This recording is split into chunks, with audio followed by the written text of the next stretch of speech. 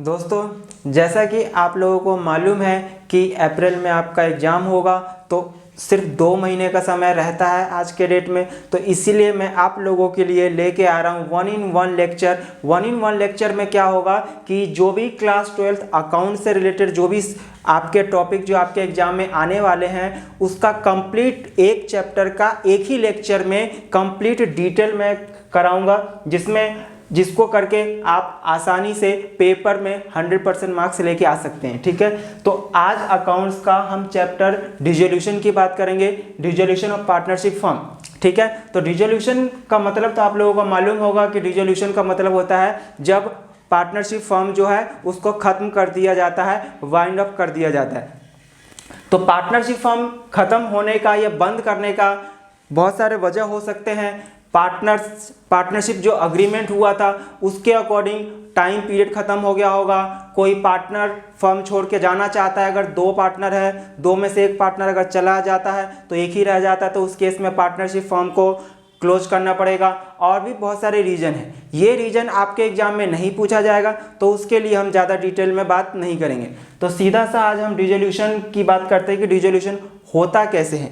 तो जैसे कि आपने फंडामेंटल ऑफ पार्टनरशिप, यानी जब पार्टनरशिप स्टार्ट हुआ था तो आपने पार्टनरशिप की अकाउंटिंग स्टार्ट किए थे कि कैसे पार्टनरशिप की अकाउंटिंग की जाती है। उसके बाद आपने change in profit sharing ratio, goodwill, admission, retirement, death आपने सीखा है। तो अब डिसोल्यूशन में आपने बैलेंस शीट पहले बना चुके हैं कि बैलेंस शीट कैसा, जब फर्म का स्टार्टिंग क्या होता है, ट्रेडिंग अकाउंट बनता है, प्रॉफिट एंड लॉस अकाउंट बनता है, फिर profit and loss appropriation account, फिर बैलेंस शीट। अब क्योंकि फर्म को खत्म करना है तो आपके पास जो अवेलेबल बैलेंस शीट होगा उस बैलेंस शीट में आपको एसेट्स और लायबिलिटी दिख रहा होगा।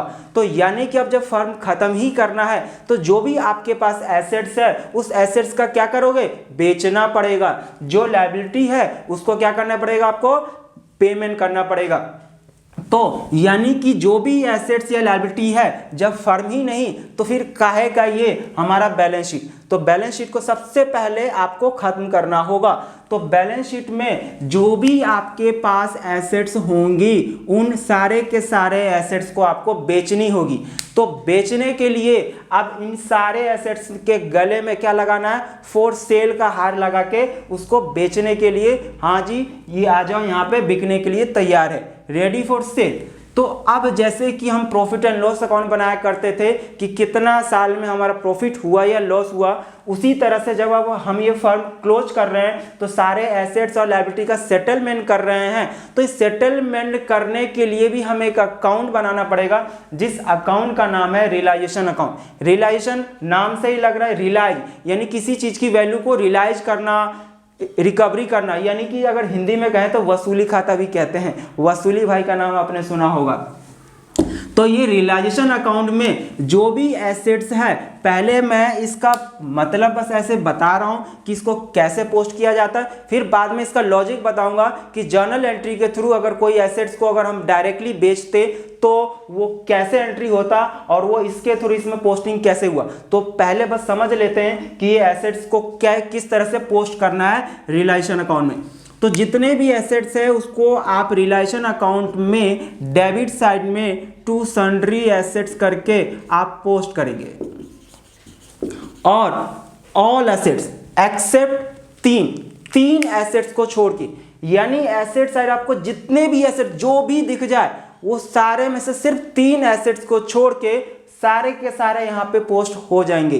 कौन से वो 3 एसेट्स है जो कि रियलाइजेशन अकाउंट में पोस्ट नहीं होंगे, तो ऑल सन्ड्री एसेट्स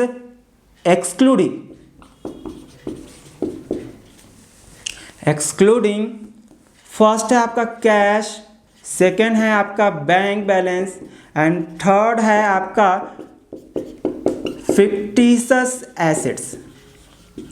ये क्यों, ये जब सारे के सारे एसेट्स यहाँ पे बिकने के लिए आ रहे हैं तो ये 3 को हमने क्यों छोड़ दिया। दोस्तों ये कैश जो है ऑलरेडी आपका कैश है, क्या आप इसको बेचोगे, ऑलरेडी आपके पास बैंक, क्या बैंक बैलेंस आप किसी को बेचोगे ना, ऑलरेडी आपके पास अवेलेबल है cash. Fictitious assets, fictitious assets वो एसेट्स होता है जिसको कोई खरीदने वाला नहीं है। सर होता क्या ये, वो एसेट्स जो एक प्रकार से आपके लिए लॉस का काम करता है, जैसे लॉस इन बिजनेस। अगर आपके प्रीवियस ईयर के कोई लॉस है तो मालूम है ना कि अगर लॉस होता है तो हमें उसको बैलेंस शीट में शो करना होता है। तो पार्टनरशिप एक्ट के अकॉर्डिंग जो है उस लॉस को हम बैलेंस शीट में एसेट साइड में ही शो करते थे। अगर प्रॉफिट होता था तो लायबिलिटी साइड यानी कि क्रेडिट बैलेंस, और जितने भी क्रेडिट बैलेंस है उसको हम लायबिलिटी साइड पर शो करते थे। तो अगर कोई लॉस इन बिजनेस है, जैसे कि आपका एडवर्टीजमेंट सस्पेंस है, एडवर्टीजमेंट सस्पेंस वो जो आपने पहले एडवर्टीजमेंट कभी किए थे वो अमाउंट जो राइट ऑफ करना रह गया था, तो वो आपके लिए क्या है, फिक्टिशियस एसेट्स है। तो ये ऐसे लॉस है जिसको आप सेल नहीं कर सकते हैं। तो इसके अलावा यहाँ पे जो भी एसेट्स है वो सारे के सारे पोस्ट करेंगे, चाहे कोई इंटेंजिबल एसेट्स ही क्यों ना हो। ओके, सेम वैसे ही यहाँ पे लायबिलिटी का भी आपको पोस्ट करना है क्रेडिट साइड। जितने भी लायबिलिटी है, ऑल सन्ड्री लायबिलिटी,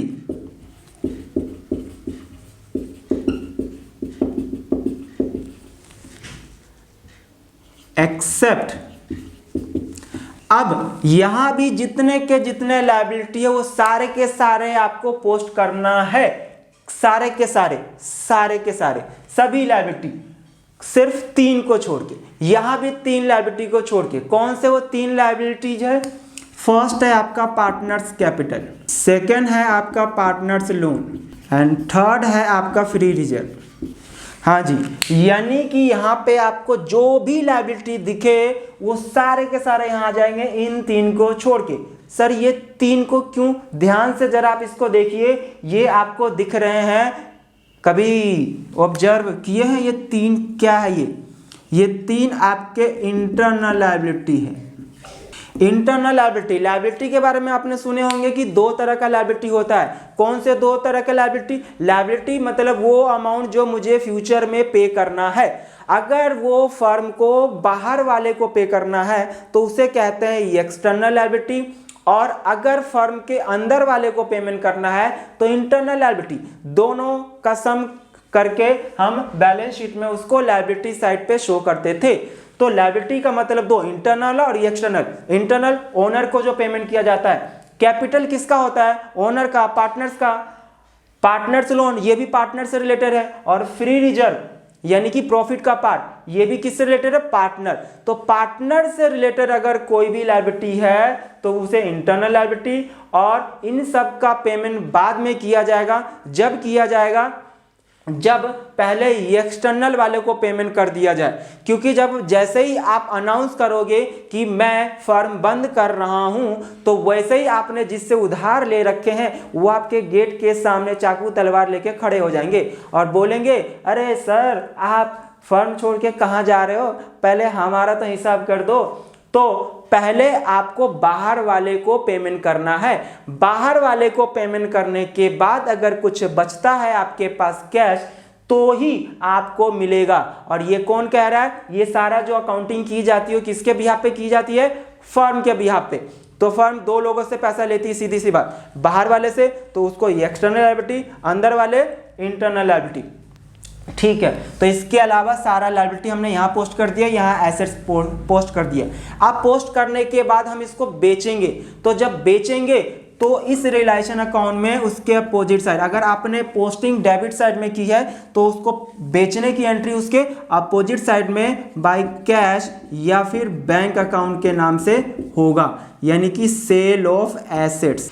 कई बार ऐसा होता है कि ये जो आपके पास आपने यहाँ एसेट्स पोस्टिंग की है, ये एसेट्स कोई पार्टनर कहता है, अरे ये एसेट तो मुझे बहुत अच्छा लग रहा है, ये मुझे ही दे दो। बाहर वाले को आप जितने में दोगे उतना मुझसे ले लेना भाई। जब कैपिटल अकाउंट हम बनाएंगे तो एडजस्टमेंट करेंगे तो उस समय भाई इतना काट के मुझे देना। तो कोई पार्टनर अगर एसेट्स टेक कर लेता है तो फिर उस पार्टनर का नाम लिखेंगे बाय पार्टनर्स कैपिटल अकाउंट। ठीक है, ओके। और कई बार ऐसा होता है कि वो एसेट्स जो आपने बैलेंस शीट में शो किया ही नहीं था, यानी कि कहीं कबाड़ में कहीं कोने में छुपा हुआ था, आपने पहले कभी समझा था कि ये तो मेरा कोई एसेट्स है ही नहीं, खो गया। सपोज आपने समझ लिया था पहले कभी कि ये खो गया, चोरी हो गया कुछ। अब अचानक से जब फर्म बंद कर रहे थे तो सारा सामान इधर उधर कर रहे थे, तो अचानक से कोने में एक मिल गया आपका एसेट्स, टाइपराइटर, कैलकुलेटर, कुछ भी। अब वो आपने बैलेंस शीट में तो रिकॉर्ड नहीं किया, पहले आप लॉस मान चुके। तो अब अचानक से अगर कोई ऐसा एसेट्स मिल जाता है जिसको आपने रिकॉर्ड नहीं किए थे, उसको कहते हैं अनरिकॉर्डेड एसेट्स। और अनरिकॉर्डेड एसेट्स को अगर आप बेचते हो तो डायरेक्ट सिर्फ और सिर्फ बेचने की एंट्री होगी, मतलब क्रेडिट साइड में बाय कैश या फिर बैंक अकाउंट लिखेंगे sale of unrecorded assets. Same उसी तरह से लायबिलिटी का आपने यहाँ पे पोस्ट कर दिए हो इन तीन को छोड़ के, तो अब जो इनको पोस्ट किए हो तो अब इनका पेमेंट भी तो करना पड़ेगा। तो पेमेंट करने की बात आती है, जब पेमेंट करोगे तो पैसा जाएगा, तो रूल क्या होता है पैसा जाने का, क्रेडिट व्हाट गोज आउट। तो कैश या बैंक के थ्रू पैसा जाएगा और डेबिट जिसको पेमेंट करना है। तो यहाँ पे हम रिलेशन अकाउंट के थ्रू कर रहे हैं, इसका अभी लॉजिक मैं कुछ देर में बताऊंगा। तो जल्दी से हम डेबिट साइड में क्या लिख देंगे, कैश या फिर bank. Paid to external liability, वैसे ही जैसे कोई एसेट्स पार्टनर टेक कर लेता है, उसी तरह से कोई लायबिलिटी भी पार्टनर कहता है कि इस इंसान को तो मैं ही पेमेंट कर दूंगा, तुम लोगों का इससे 36 का आंकड़ा है ना, कोई नहीं, मैं इसका पेमेंट कर दूंगा, ये मेरा दुश्मन है तब भी इसको पेमेंट करूंगा। तो कोई लायबिलिटी अगर कोई पार्टनर टेक कर लेता है तो फिर उस पार्टनर का नाम लिखेंगे डेबिट साइड में to partners capital account. Cash bank, यानी कि जैसे कि कोई एसेट्स आपका अनरिकॉर्डेड था, आपने डायरेक्ट बेचने की एंट्री की, वैसे लायबिलिटी भी कई बार हो जाता है कि आपने कभी किसी से उधार लिए थे, आप भूल गए थे, आपने एंट्री नहीं करी थी, तो अब अचानक से आपके दरवाजे पे आके खड़ा हो गया, ओहो, तब आपको याद आता है कि अरे रे रे मैंने इससे उधार ले रखा है, इसको मुझे पैसा देना था, ओ माय गॉड, तो अब उसको देना पड़ेगा, उसे अनरिकॉर्डेड लायबिलिटी कहते हैं। तो ऐसा कोई भी एसेट्स या लायबिलिटी जिसको आपने अपने बैलेंस शीट में रिकॉर्ड नहीं किए थे, तो डायरेक्टली उसको बेचने या पेमेंट करने की एंट्री करेंगे, बेचने की इधर और पेमेंट का डेबिट साइड में हम करेंगे कैश या बैंक के थ्रू अनरिकॉर्डेड लायबिलिटी पेमेंट कर दो। और वैसे ही कुछ रिलेशन एक्सपेंस होता है, इस इन सारे अकाउंट को, ये रिलेशन अकाउंट बनाने में कुछ तो खर्चा होगा ना, तो ये खर्चा पेमेंट करना पड़ेगा। तो रिलेशन एक्सपेंस हेडिंग क्या लिखेंगे, टू कैश या बैंक। अब देखेंगे, आपको मालूम है कि एसेट्स बिक रहा है क्रेडिट साइड में, तो इसका मतलब अगर क्रेडिट साइड का अगर आपका टोटल ज्यादा है तो आपका डेबिट साइड में क्या आ जाएगा, प्रॉफिट आ जाएगा। इनकम ज्यादा, पैसा आए ज्यादा, पेमेंट कम किए, इसका मतलब आपके लिए प्रॉफिट है, तो प्रॉफिट ट्रांसफर टू प्रॉफिट आ गया। उसी तरह अगर आपका डेबिट साइड का ज़्यादा यानी खर्चे ज़्यादा है, पेमेंट ज़्यादा है, आपका इनकम कम है, तो इसका मतलब लॉस हो गया, तो loss transfer to partners capital या फिर करंट अकाउंट। कैपिटल और करंट का मतलब आपको मालूम है कि जब कैपिटल फिक्स्ड होता है तो जो भी खर्चे, जो भी प्रॉफिट लॉस, जो भी चीज़ ट्रांसफर करना है पार्टनर में, तो वो उसके करंट में ट्रांसफर किया जाता है। अगर कैपिटल फ्लैक्चुएटिंग मेथड का आपने फॉलो किया है तो वो पार्टनर्स कैपिटल अकाउंट में चला जाएगा, चाहे वो लॉस हो चाहे वो प्रॉफिट हो। आप इधर देख रहे होंगे, जैसे कि मैंने यहाँ पे आपको बताया था कि लायबिलिटी साइड में पार्टनर्स कैपिटल आपको अच्छे से आता है, पार्टनर्स लोन भी मालूम है, फ्री रिजर्व, तो फ्री रिजर्व का यहाँ पे मैंने डिटेल में लिख दिया है। और फ्री रिजर्व का ट्रीटमेंट होगा क्या, अब देखो ये तीन मैंने ये तो बता दिया कि यहाँ पे नहीं आएगा, तो फिर जाएगा कहाँ, पार्टनर्स कैपिटल अकाउंट। जब आप कैपिटल अकाउंट बनाएंगे तो कैपिटल अकाउंट में क्रेडिट साइड जाएगा, मालूम है अच्छे से कि कैपिटल का हमेशा क्रेडिट बैलेंस होता है, तो क्रेडिट साइड में चला जाएगा। अगर आपका फ्लैक्चुएटिंग फिक्स्ड है वो देख लेंगे बाद में। और नेक्स्ट है पार्टनर्स लोन, पार्टनर्स लोन का अकाउंट बना लेंगे। थर्ड है आपका फ्री रिजर्व, तो फ्री रिजर्व में क्या क्या हो सकता है, कोई भी रिजर्व हो सकता है, जनरल रिजर्व हो सकता है, प्रॉफिट एंड लॉस का क्रेडिट बैलेंस हो सकता है, वर्कमैन कॉम्पेंसेशन रिजर्व हो सकता है, रिजर्व फॉर कंटीजेंसी हो सकता है। तो ये आपने प्रॉफिट का वो पार्ट जो इस स्पेशल पर्पस के लिए आपने रिजर्व किया था, मतलब जनरल रिजर्व कुछ भी कर सकते हो, जब बिजनेस में जरूरत होगी, प्रॉफिट तो प्रॉफिट ही होता है, वर्कमैन यानी वर्करों के लिए आपने कुछ पैसा रख रखा था रिजर्व में, और कंटीजेंसी तो मालूम है कि फ्यूचर में कभी भी कुछ ऐसा अगर कोई अराइज हो जाए, कोई अचानक से लायबिलिटी क्रिएट हो जाए, तो उसके लिए आपने रिजर्व रखा था। तो ये प्रॉफिट का ही एक पार्ट होता है। अब क्योंकि एक प्रकार से गुल्लक है, फ्री रिजर्व मतलब एक गुल्लक है। अब जब फर्म बंद कर रहे हो, जब आप घर छोड़ के यहाँ से कहीं जा रहे हो या बिजनेस कुछ भी छोड़ रहे हो, तो क्या करोगे, गुल्लक को तोड़ोगे, और गुल्लक को तोड़ के जो उस गुल्लक में जिन लोगों ने पैसा डाला था उन सब में बांट दोगे ना। तो यहाँ पे इस गुल्लक में किसका पैसा जमा है, पार्टनर्स का। तो इसका मतलब इस गुल्लक को तोड़ के पार्टनर में ही बांट दो। पार्टनर को कुछ देना होता है तो पार्टनर्स कैपिटल अकाउंट क्रेडिट होता है, मालूम है ना, और पार्टनर से कुछ लेना होता है तो पार्टनर्स कैपिटल अकाउंट डेबिट होता है, ये ऑलरेडी आपको मालूम है। तो फ्री रिजर्व को पार्टनर्स कैपिटल अकाउंट में क्रेडिट साइड पर प्रॉफिट एंड लॉस रेशियो में डिस्ट्रीब्यूट करते हैं। अगर प्रॉफिट शेयरिंग रेशियो नहीं दे रखा है तो इक्वल प्रोपोर्शन में हम बांट देंगे। तो ये फ्री रिजर्व का कहानी भी खत्म हो गया। स्पेसिफिक रिजर्व, ये स्पेसिफिक रिजर्व कुछ अलग है, यानी कुछ स्पेशल पर्पस के लिए बनाया जाता है। स्पेशल पर्पस जैसे कि प्रोविजन फॉर डाउटफुल डेट्स, यानी कि जो प्रोविजन आपने यानी प्रॉफिट का पार्ट जो एक्यूमुलेट किए हो, एक साथ अलग किए हो, सिर्फ और सिर्फ डेटर से रिलेटेड है। प्रोविजन फॉर डेप्रिसिएशन सिर्फ फिक्स्ड एसेट से रिलेटेड है। इन्वेस्टमेंट फ्लक्चुएशन रिजर्व, यानी कि इन्वेस्टमेंट की वैल्यू मार्केट में बढ़ या घट सकती है, उससे होने वाले लॉस से बचने के लिए आप ये बनाए हो। और जॉइंट लाइफ पॉलिसी यानी कि जेएलपी रिजर्व, आप क्लास 12th वालों के लिए सिलेबस में नहीं है, ग्रेजुएशन लेवल में भी अब नहीं पूछे जाते हैं इसके क्वेश्चन, तो जेएलपी बिल्कुल अलग है, तो इसका कोई काम नहीं, इसीलिए मैं इसका मतलब नहीं बताऊंगा। तो 3, ये स्पेसिफिक रिजर्व है, इसको सिर्फ और सिर्फ रिलायेशन अकाउंट में पोस्ट करना है, इसको पेमेंट नहीं करना है। ये इफेक्ट जो आएगा इन दोनों का सेम ही आएगा, फ्री रिजर्व या स्पेसिफिक रिजर्व, बस ट्रीटमेंट दोनों का अलग है। अगर मैं ये बोलूं कि अगर मैं इसको भी पार्टनर्स कैपिटल अकाउंट में क्रेडिट साइड में अगर लिख देता, प्रॉफिट शेयरिंग रेशियो में बांट देता, तो भी सेम इफेक्ट आता, और जैसे इसको किया मैंने। अच्छा, कैसे सेम आता, एक बात बताइए, मैंने बोला कि ये जो स्पेसिफिक रिजर्व है इसका क्या करना है, रिलायेशन अकाउंट में क्रेडिट साइड पर सिर्फ पोस्ट करना है, इनकी पेमेंट नहीं होती डेबिट साइड पर। तो देखो, रिलायेशन अकाउंट मतलब क्रेडिट, यानी कि एक प्रकार से ये इनकम प्रॉफिट एंड लॉस जैसा अकाउंट है।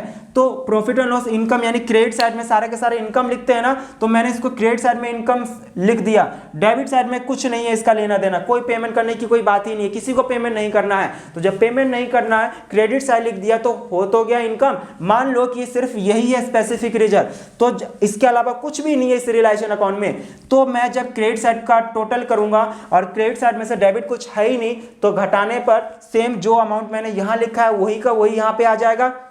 और मैंने अभी बताया कि क्रेडिट साइड का टोटल ज्यादा है तो वो क्या है, प्रॉफिट है, तो इसका क्रेडिट साइड का टोटल यानी कि ये स्पेसिफिक रिजर्व का जो टोटल है वो आपका एक प्रकार से प्रॉफिट है, और प्रॉफिट जो यहां से होगा वो दोबारा से कहां पे ट्रांसफर किया जाएगा, पार्टनर्स कैपिटल अकाउंट में। तो फ्री रिजर्व जो है डायरेक्टली ये पार्टनर्स कैपिटल अकाउंट के क्रेडिट साइड में पोस्ट कर दिया जाता है, डायरेक्टली बांट दिया जाता है, और ये जो स्पेसिफिक रिजर्व है वो इनडायरेक्टली होता है। तो कहने का मतलब दोनों का मीनिंग लगभग सेम है, बस ट्रीटमेंट अलग है। हाँ, अब कुछ कहानी है, जैसे कि कंफ्यूजन होता है किसी को, employ provident fund. Employ provident fund नाम क्या आ गया यहाँ पे, इसके आगे फंड लगा है, तो फंड देख के वो सोचते हैं या तो वो फ्री रिजर्व होगा या फिर स्पेसिफिक रिजर्व होगा, और मैं बताऊं इन दोनों में से कुछ भी नहीं है, ये एक प्रकार से आपका एक्सटर्नल लायबिलिटी है। जब एम्प्लॉय प्रोविडेंट फंड बना दिया जाता है तो वो फर्म के लिए कंपलसरी पेमेंट होता है, उसको पेमेंट करना ही पड़ेगा। तो जब करना ही पड़ेगा तो ये एक्सटर्नल लायबिलिटी ट्रीट करेंगे। और देखिए मैंने इसका क्या ट्रीटमेंट बताया, इट इज अ लायबिलिटी, इसे रिलेशन अकाउंट में पोस्ट भी करना और पेमेंट भी। अगर क्वेश्चन साइलेंट है किसी लायबिलिटी के बारे में तो फिर क्या करें, if question is silent regarding the payment of any external liability, in such case you have to pay a book value, मतलब ईमानदार बनिए। अगर आपने यहां से यहां कोई लायबिलिटी पोस्ट किए हो और उस लायबिलिटी के बारे में नीचे कुछ नहीं लिखा है कि आपने उसका पेमेंट किया या नहीं किया, कितना किया, कुछ नहीं लिखा है, तो आपको क्या करना है, ईमानदार बनना है, और ईमानदारी से उससे जितना ले रखे हो, जितना आपने अपने बैलेंस शीट में शो कर रखे हो बुक वैल्यू, उतना ही आप पेमेंट कर देना। इतना तो ईमानदार बन ही सकते हो ना, ईमानदारी की जमाना अभी भी बचा हुआ इतना, तो पेमेंट कर देना। तो दोस्तों ये बैलेंस शीट से हमने रिलेशन अकाउंट बनाना सीखा है। रिलेशन से हम पार्टनर्स कैपिटल अकाउंट या करंट अकाउंट या फिर दोनों, मतलब कैपिटल अकाउंट तो बनेगा, करंट अकाउंट बनेगा नहीं बनेगा, इसका फॉर्मेट हम देखेंगे। फिर कैश या बैंक अकाउंट दोनों में से कोई एक बनेगा,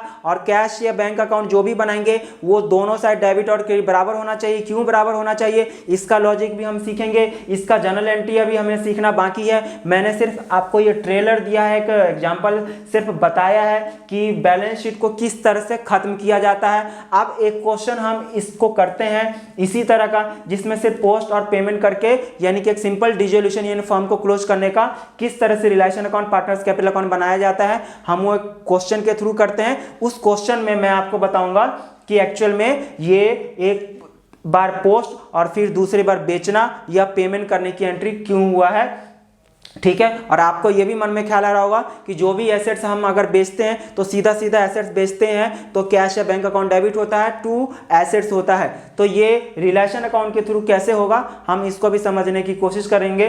तो आप इसको नोट कर लीजिए, हम क्वेश्चन एक फटाफट करते हैं, नोट करिए। तो दोस्तों क्वेश्चन नंबर 1 शुरू करते हैं।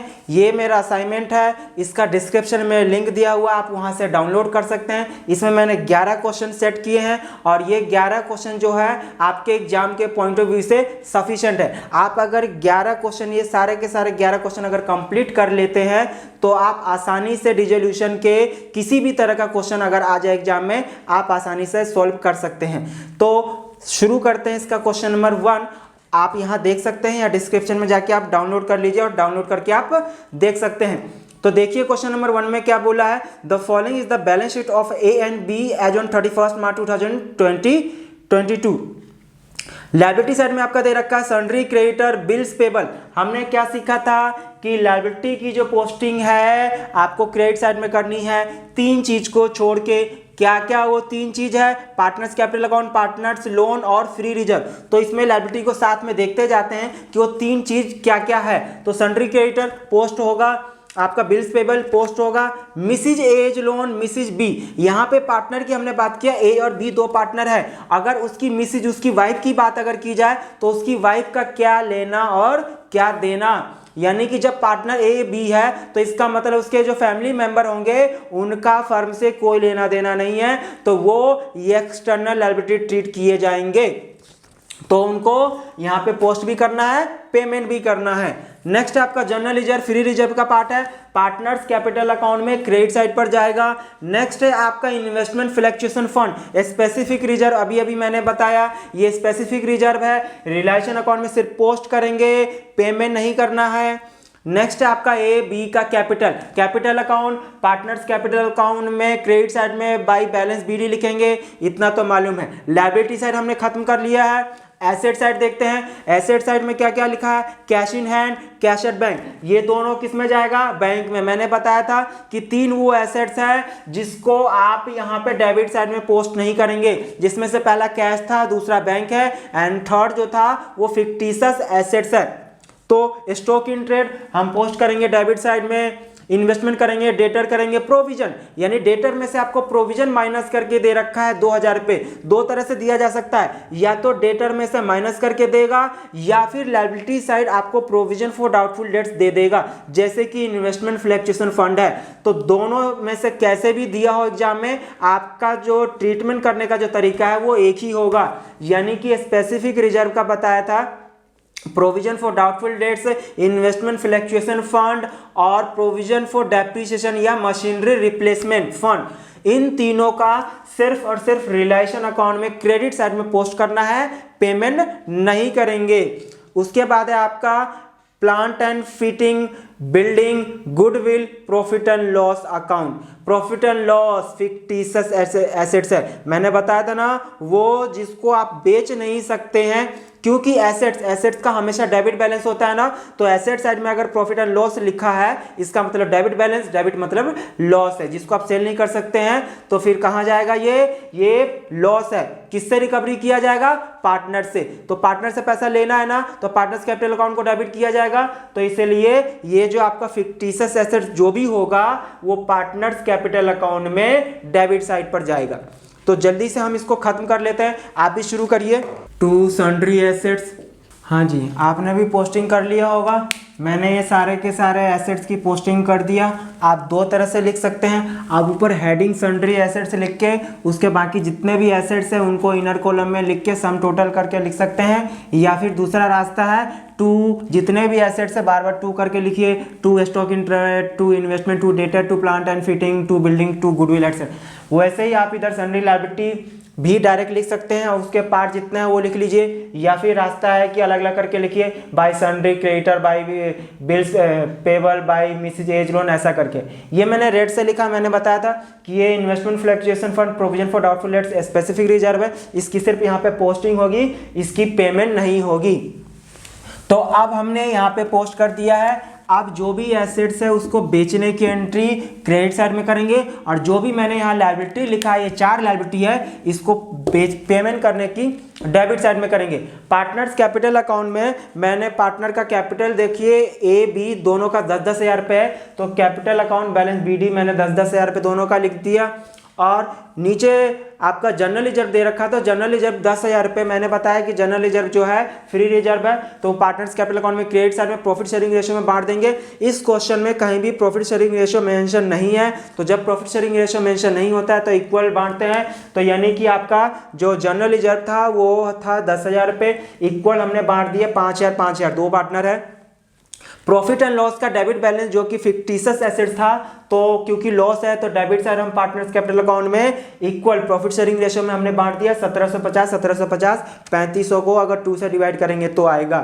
अब एडजस्टमेंट देख लेते हैं। ये तो हमने बैलेंस शीट को खत्म कर दिया। हाँ, बैंक का मैंने बताया कि बैंक अकाउंट बनेगा, तो बैंक अकाउंट का बैलेंस बीडी, बैंक क्योंकि डेबिट बैलेंस होता है तो डेबिट साइड मैंने उसका बैलेंस बीडी लिख दिया 8,000 रुपये। और क्योंकि बैंक और कैश में से कोई एक ही बनेगा, अगर दोनों का इंफॉर्मेशन दे रखा है तो बैंक अकाउंट बनाएंगे, और अगर सिर्फ कैश का दे रखा है तो कैश बनाएंगे, सिर्फ बैंक है तो बैंक है, ठीक है, दोनों में बैंक। अगर हमने बैंक बनाया तो कैश का आप टू कैश यहाँ पे लिख सकते हो बैंक में ही डेबिट साइड, क्योंकि कैश का भी तो डेबिट बैलेंस ही होता है। तो हमने ये बैलेंस शीट को कंप्लीटली खत्म कर दिया है। अब एडजस्टमेंट देख लेते हैं कि एडजस्टमेंट में क्या क्या बोला है, यानी कि ये जो एसेट्स है इसको कितने कितने में बेचा गया है, इन लायबिलिटी को कितना कितना पेमेंट करना है। अगर नहीं लिखा है इसके बारे में तो हमें ईमानदार बनना है, जो हमने यहाँ लिखा है इतना ही, यही अमाउंट हमें पेमेंट कर देना होगा। और एसेट्स के बारे में कुछ ना लिखा हो क्वेश्चन में तो क्या करें, तो हम मान लेंगे कि वो एसेट्स नहीं बिका, नहीं खरीदा, ठीक है, अनसोल्ड रह गया। तो इस तरह का कोई भी ऐसा एसेट जो है वो अगर एसेट्स के बारे में इंफॉर्मेशन नहीं दे रखी है तो आप ये मानेंगे कि उसकी वैल्यू नील है, वो नहीं बिक पाया, बट लायबिलिटी में ईमानदार बनना है और पेमेंट करना है। तो फर्स्ट एडजस्टमेंट क्या बोला है, A promised to pay off Mrs A's loan and took away stock in trade at ₹4,000। यानी ए ने कहा कि भाई मैं अपने वाइफ का पेमेंट तो मैं खुद ही कर दूंगा और स्टॉक मुझे दे दो, 4,000 रुपये उसकी वैल्यू लगाई गई है। तो यानी कि ए ने लायबिलिटी टेक किया है, तो हमने पोस्ट क्रेडिट साइड किया था, तो पेमेंट करेगा कौन, ए ने जिम्मेदारी लिया है। तो एस कैपिटल अकाउंट लिखेंगे कितना रुपए, ये कुछ नहीं बोला कि कितना, तो जितना बुक वैल्यू है उतना, मिसेज ए की लोन कितना है 5,000, तो आप ये 5,000 ये पेमेंट करने का प्रॉमिस किसने किया है, मिस्टर ए ने अपने वाइफ का, ठीक है। और साथ में उसने स्टॉक भी ले लिया है, कितने रुपए में स्टॉक लिया है, स्टॉक की वैल्यू तो 5,000 रुपये थी, बट ए ने लिया है 4,000 रुपये में, तो एस कैपिटल अकाउंट लिखेंगे 4,000 स्टॉक टेकन। ये आपको इधर जितनी बुक वैल्यू है बैलेंस शीट में वो पोस्ट करनी है, और इधर एडजस्टमेंट में बोला है कि जितना में वो खरीद रहा है या जितने में बेचा जा रहा है सिर्फ वो देखना है, कम ज़्यादा नहीं देखना है। ये दिमाग में फिट कर लीजिए, ये कम ज़्यादा घाटा फायदा बिल्कुल भी नहीं देखना है। इसका लॉजिक जब मैं जनरल बताऊंगा इसका तो समझ में आएगा। तो ये हो गया। सेकेंड एडजस्टमेंट बोला है आपका, B took away half of the investment at 10% discount, यानी हाफ इन्वेस्टमेंट की वैल्यू आप जरा देखिए ध्यान से, तो 10,000 है, 10,000 का जो हाफ है, यानी मैं यहाँ इन्वेस्टमेंट की बात करूँ तो इन्वेस्टमेंट है आपका 10,000, इस 10,000 का half taken by Mr B, half, तो 10,000 का हाफ कितना होता है 5,000। अब ये 5,000 जो है वो कितना परसेंट के डिस्काउंट पे लिया है, 10% के डिस्काउंट पे, तो 10% का डिस्काउंट जो हो गया 5000 का, मतलब 4500, यानी बी ने जो आधा इन्वेस्टमेंट टेक किया है वो 4500 रुपये में टेक किया है। तो यहाँ पे लिख देंगे by B's capital account ₹4500 investment taken by B.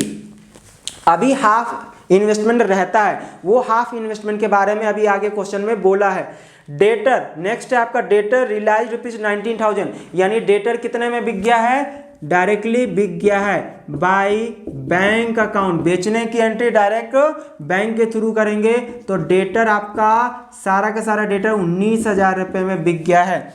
Next है आपका fourth adjustment, creditor and bills payable were due on average basis 1 month after 31st March 2022, but they were paid immediately on 31st March 2022 at 6% discount per annum। हाँ जी, ये creditor और bills payable का एक कहानी है। ध्यान से देखिए कि इसमें लिखा है कि जो क्रेडिटर और बिल्स पेबल जो है वो एवरेज बेसिस पे पेमेंट करना था, यानी एक मंथ डिसाइड हो चुका था कि इतने महीने बाद पेमेंट होगा, और वो जो डेट था पेमेंट का वो इस डेट से अभी भी एक महीना बाद का था। ठीक है, तो एक महीने बाद पेमेंट, आज 31 मार्च 2022 है, तो आज से एक महीने बाद पेमेंट करना था। अब क्योंकि फर्म आज ही क्लोज किया जा रहा है तो मैंने उसको कॉल किया, भाई साहब मुझे तो आपको एक महीना बाद देना था, अगर मैं आज ही आपको पेमेंट कर दूं कुछ क्या छूट दोगे, समय से पहले अगर पेमेंट कर दूं तो उसने 6% का डिस्काउंट दिया, और ये लिखा है 6% पर एनम, यानी कि जो डिस्काउंट दिया है उसने वो एक साल के लिए वो 6% है। तो कितने महीने पहले हम पेमेंट कर रहे हैं, एक महीने पहले, तो हमें वो जो बेनिफिट मिलेगा 6% का सिर्फ एक महीने के लिए। तो जब हम यहाँ पेमेंट करेंगे टू बैंक के थ्रू, किसका करना है, क्रेडिटर और बिल्स पेबल, तो क्रेडिटर और बिल्स पेबल का अमाउंट कितना है आपका 38,000। दोनों का अगर मैं सम कर दूं तो दोनों का सम करने पे 38 है, और 38 में से मुझे कितना डिस्काउंट मिल जाएगा, 38 में से जो मुझे डिस्काउंट मिल जाएगा वो 6%। तो 6% कैसे डिस्काउंट मिल जाएगा आप कैलकुलेट कर सकते हैं। यहाँ पे आपका 38,000 रुपीज़ है, 6% इंटू एक महीने पहले आप पेमेंट कर रहे हैं तो 1/12, तो 1/12 कर देंगे तो आप कैलकुलेट करके देखिए कितना आ रहा है, 37,810 आ गया है आपका बैंक, यानी कि क्रेडिटर बिल्स पेबल।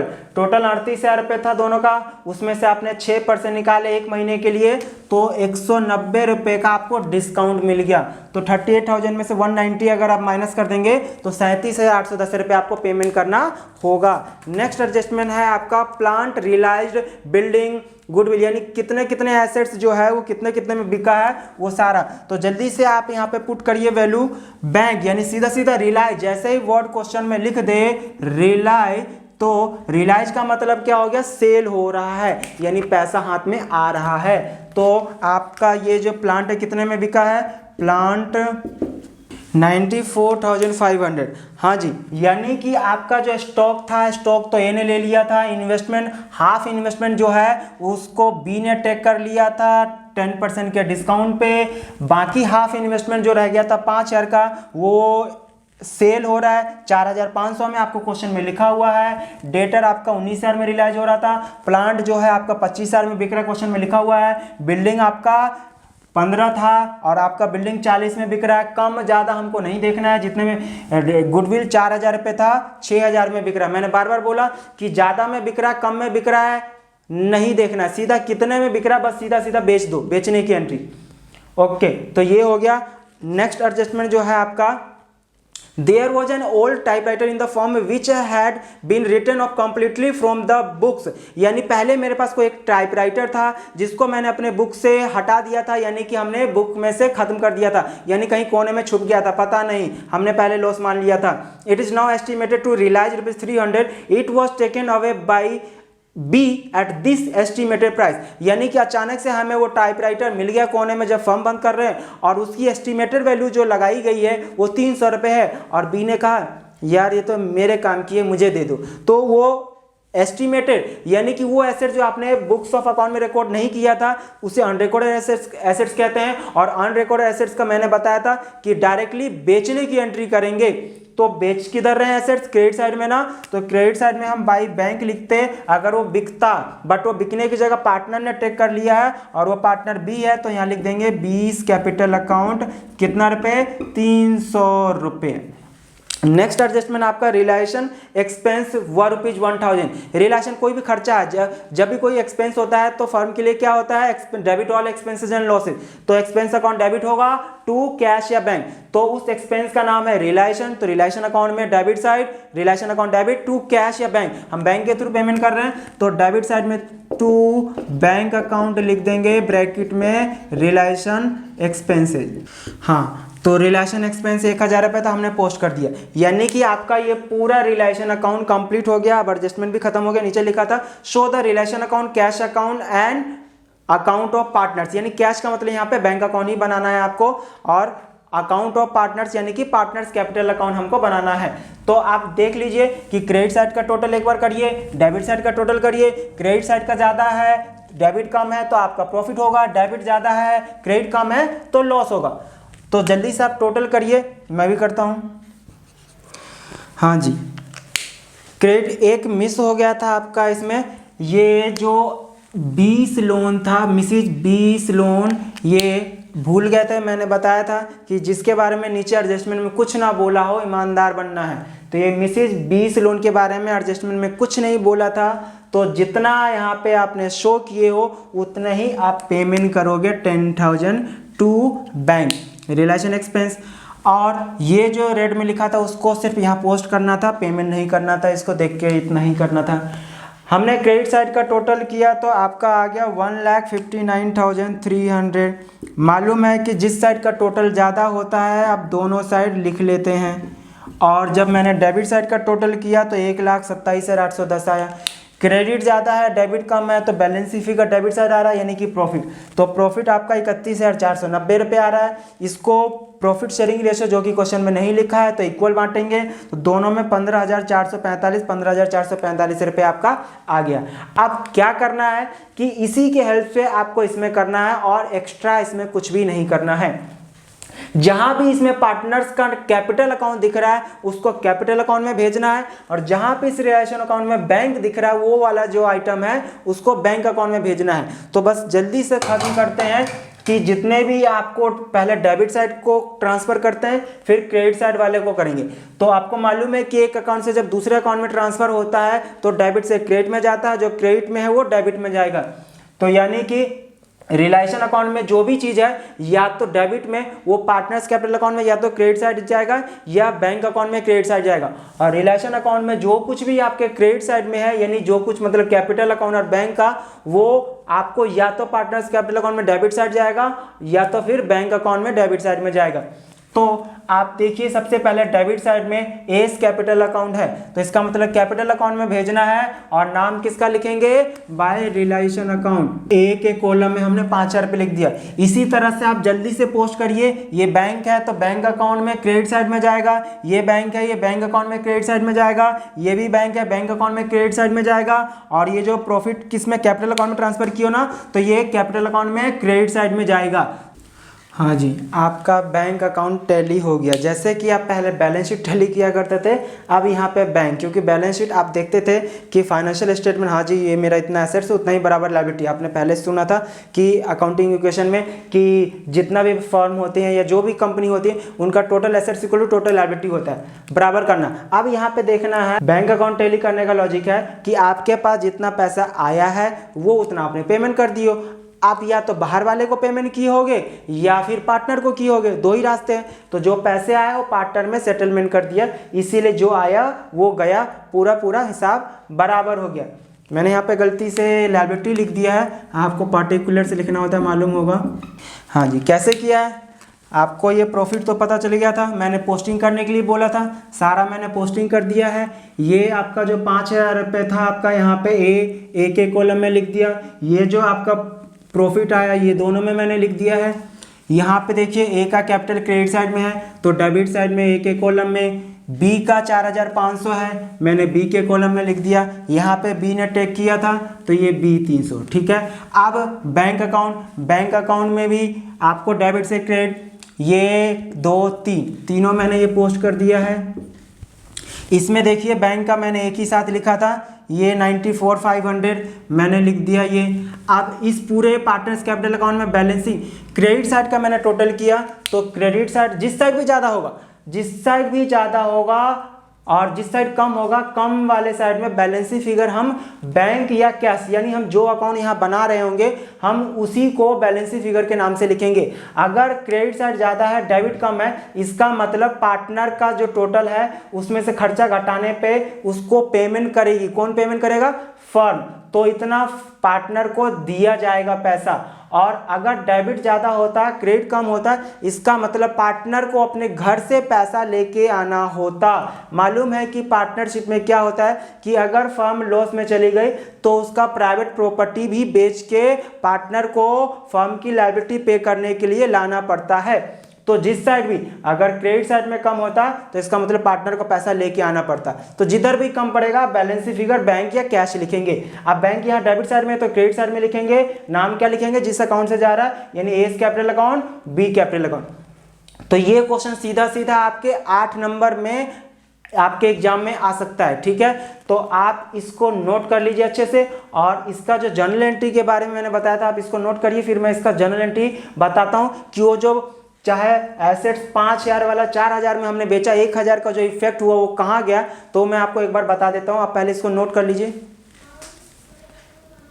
हाँ जी, आपको मैंने बताया था कि अगर नॉर्मल हम कोई एसेट्स बेचते हैं तो हम एसेट्स, जैसे कि मैं अगर स्टॉक की बात करूं तो स्टॉक को अगर मैं बेचता हूं तो cash account debit to stock हो जाता, ठीक है। अगर स्टॉक की वैल्यू 5,000 रुपये है तो आपने बेचे हो 4,000 रुपये में, 1,000 रुपये आपका कहाँ गया? वो आप प्रॉफिट एंड लॉस अकाउंट में भेज देते थे, डेबिट करते थे।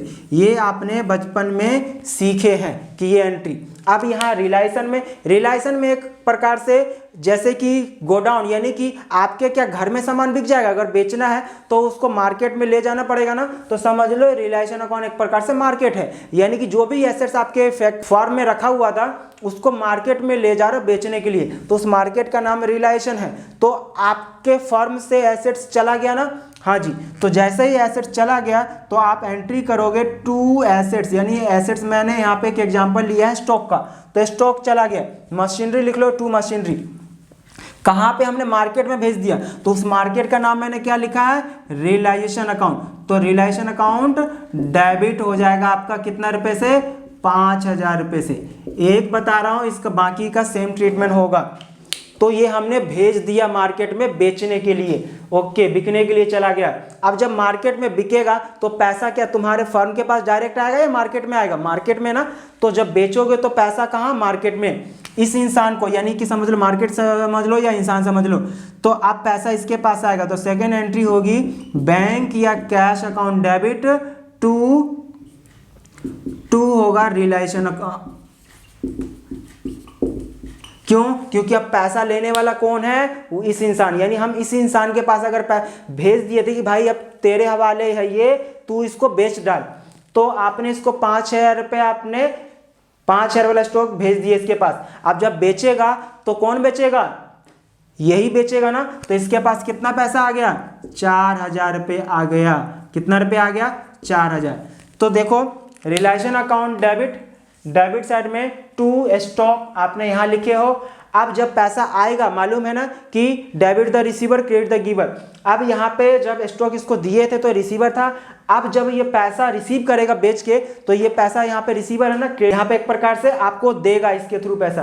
तो यानी कि पैसा इसके पास आएगा तो क्रेडिट हो गया 4,000 और बैंक डेबिट, ये सीधा उतना ही एंट्री करेगा जितना उसके पास पैसा आया। अच्छा, अब जब इसको अगर मर्ज करोगे तो खुद ही देखिए कि क्या कटेगा, यानी कि रिलायसन अकाउंट यहाँ पे डेबिट में है 5,000, क्रेडिट में है, डेबिट से क्रेडिट। अकाउंटिंग में मालूम है ना कि डेबिट से क्रेडिट कैंसिल होता है और क्रेडिट से डेबिट। तो रिलायसन डेबिट हो रहा 5,000 और रिलायसन क्रेडिट हो रहा 4,000। तो amount which ever is less, यानी कि 4 से 4 कैंसिल हो गया, तो आपका डेबिट में कितना रह गया? 1,000 रुपया। और स्टॉक जो है वो आपका क्या 5,000 रुपये क्रेडिट हो गया। ओके, और बैंक कितना हो गया आपका 4,000 रुपये से डेबिट। तो अगर मैं इन दोनों एंट्री को मर्ज कर दूं तो क्या बचेगा आपका, बचा रिलायंस अकाउंट डेबिट में 1,000 रुपये, और डेबिट में क्या बचा, बैंक अकाउंट बचा डेबिट में कितना रुपये 4,000 रुपये, और क्या बचा स्टॉक अकाउंट 5,000। कमाल है ना। तो देखिए यही वाला एंट्री आ गया, यानी कि रिलायंस अकाउंट आपका 1,000 यानी कि एक प्रकार से लॉस है।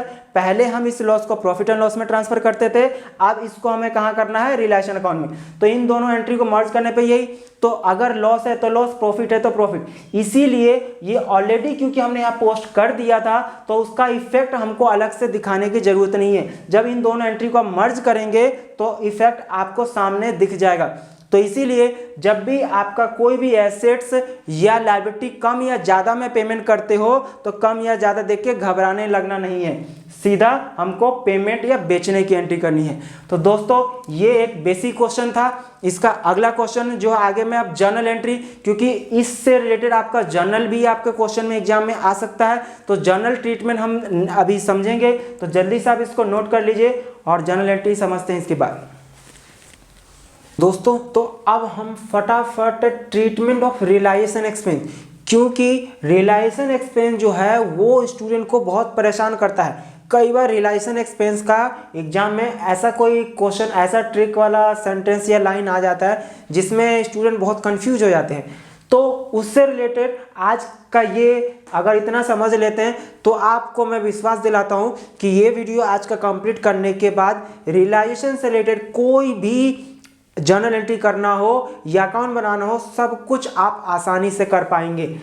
तो रियलाइजेशन एक्सपेंस से रिलेटेड ट्रीटमेंट देख लेते हैं। फर्स्ट केस, आपको मालूम होगा कि फर्म के लिए कोई भी एक्सपेंस हमेशा डेबिट होता है, debit all expenses and losses. तो इतना ध्यान में रखना है कि अगर वो एक्सपेंस फर्म के लिए है, फर्म का खर्चा है, तो हमेशा एक्सपेंस डेबिट होगा। और यहाँ पे हम खर्चा जो भी होगा, मैंने बताया कि जो भी खर्चा होगा फर्म को किसके थ्रू शो करेंगे, रियलाइजेशन अकाउंट के थ्रू, चाहे कोई भी एक्सपेंस हो। बट हम यहाँ पे बेसिकली जो बात कर रहे हैं वो रियलाइजेशन एक्सपेंस से रिलेटेड ही बात कर रहे हैं। तो if realisation expense are paid by firm and borne by firm, borne मतलब खर्चा किसका, जिम्मेदारी किसकी, तो फर्म ही ने ही जिम्मेदारी लिया, फर्म ही पे कर रही है, फर्म का खर्चा है ना, तो फर्म का खर्चा है तो एंट्री क्या होगा, realisation account debit to cash account, cash या फिर बैंक अकाउंट। मैं बार बार कैश या बैंक नहीं लिखूंगा, आपको मैं कैश लिख दूं तो समझ जाइएगा कि कैश या बैंक दोनों में से कुछ भी हो सकता है। नेक्स्ट एंट्री जो है वो आपका if expenses are paid by any partner and borne by firm, borne by firm यानी खर्च किसका है, जिम्मेदारी किसने लिया है, फर्म ने, तो फर्म का खर्चा होगा तो हमेशा रियलाइजेशन अकाउंट डेबिट हो जाएगा। अब सवाल यह है कि खर्चा तो फर्म का है, जिम्मेदारी फर्म ने ली है, तो क्या पे फर्म ने किया, अगर फर्म ने ही पे किया होता जैसे इसमें है तो टू कैश या बैंक होता, क्योंकि फर्म के पास से कैश गया, क्रेडिट व्हाट गोज आउट ना, तो बट यहाँ पे expense are paid by any partner, partner ने पे कर दिया है। तो बताओ अगर पार्टनर ने पे कर दिया है तो फर्म को फ्यूचर में यानी कि फर्म को पार्टनर को पे करना पड़ेगा ना, पार्टनर को कुछ देना है, तो हमने क्या सीखा था, पार्टनर कुछ देना है तो क्रेडिट करना पार्टनर को। तो यानी कि आपके बदले का अगर आप पेमेंट करते तो टू कैश होता, पैसा जाता, बट आपके बदले पार्टनर ने दे दिया तो पार्टनर को देना पड़ेगा ना, तो पार्टनर को देना है तो क्रेडिट करो, यानी कि पार्टनर की कैपिटल उतने से इंक्रीज हो जाएगा क्योंकि वो उससे के पार्टनर जो आपसे पैसा लेगा, तो टू पार्टनर्स कैपिटल अकाउंट। कमाल है ना, जितना रुपए पेमेंट हुआ है। नेक्स्ट है if expenses are paid by firm and borne by partner, ओहो हो, पेड बाय फर्म, अगर फर्म ने पे किया है इसका मतलब टू कैश, कमाल है, फर्म ने पे किया क्योंकि फर्म के पास से पैसा गया। एंड बोर्न बाय पार्टनर, जिम्मेदारी किसने लिया है, पार्टनर ने, तो पार्टनर ने जिम्मेदारी लिया, पार्टनर कहता है आपको कोई दिक्कत करने की जरूरत, दिक्कत सहने की जरूरत नहीं है, मैं हूं जिंदा तो मैं ही जिम्मेदारी लूंगा, मेरे कैपिटल में से कम कर देना, तो मैं, यानी पार्टनर ने जिम्मेदारी लिया है, तो पार्टनर ने जिम्मेदारी लिया है तो क्या करना पड़ेगा, जिस पार्टनर ने पैसा लिया, जिम्मेदारी लिया, उस पार्टनर का नाम लिख देंगे capital account, partners capital account debit, क्योंकि अब पार्टनर ने जिम्मेदारी लिया है तो पार्टनर से पैसा लेना है ना, तो partners capital account debit to cash, cash क्योंकि फर्म ने पे किया है। नेक्स्ट है if a partner is paid a fixed amount for the purpose of bearing realisation expense. Firm कहता है कि भाई ये लो एक अमाउंट और इस अमाउंट के बदले जो भी रियलाइजेशन एक्सपेंस होगा आप पे करना। तो मतलब अगर कई बार क्वेश्चन में बोल दे कि एक फिक्स्ड अमाउंट, चाहे वो रेम्युनरेशन हो सकता है, चाहे वो कमीशन के रूप में हो सकता है, किसी भी तरह से कुछ भी हो सकता है, फर्म ने कहा इतना पैसा लो और जो भी खर्चा होगा उसकी जिम्मेदारी अब आपकी। तो ठीक है, जिम्मेदारी कौन ले रहा है? पार्टनर ले रहा है, तो फर्म तो पैसा दे रही है ना, तो फर्म के पास से क्या गया? पैसा गया। बट ये पैसा जो दिया गया है वो किसको? पार्टनर को बियर करने के लिए, तो फर्म के लिए एक्सपेंस है ना, तो क्या एंट्री होगा? Realisation account debit to, realisation account debit to firm ने क्या पैसा पेमेंट कर दिया? नहीं, ये जो फर्म का खर्चा है उसके बदले में पार्टनर को फर्म क्या दे रही है? रेम्युनरेशन या कमीशन। याद करिए, अगर फर्म पार्टनर को कुछ दे रही है तो पार्टनर को कुछ देना है, पार्टनर को कुछ देना है तो क्रेडिट किया जाता है ना पार्टनर को, तो टू पार्टनर्स कैपिटल अकाउंट।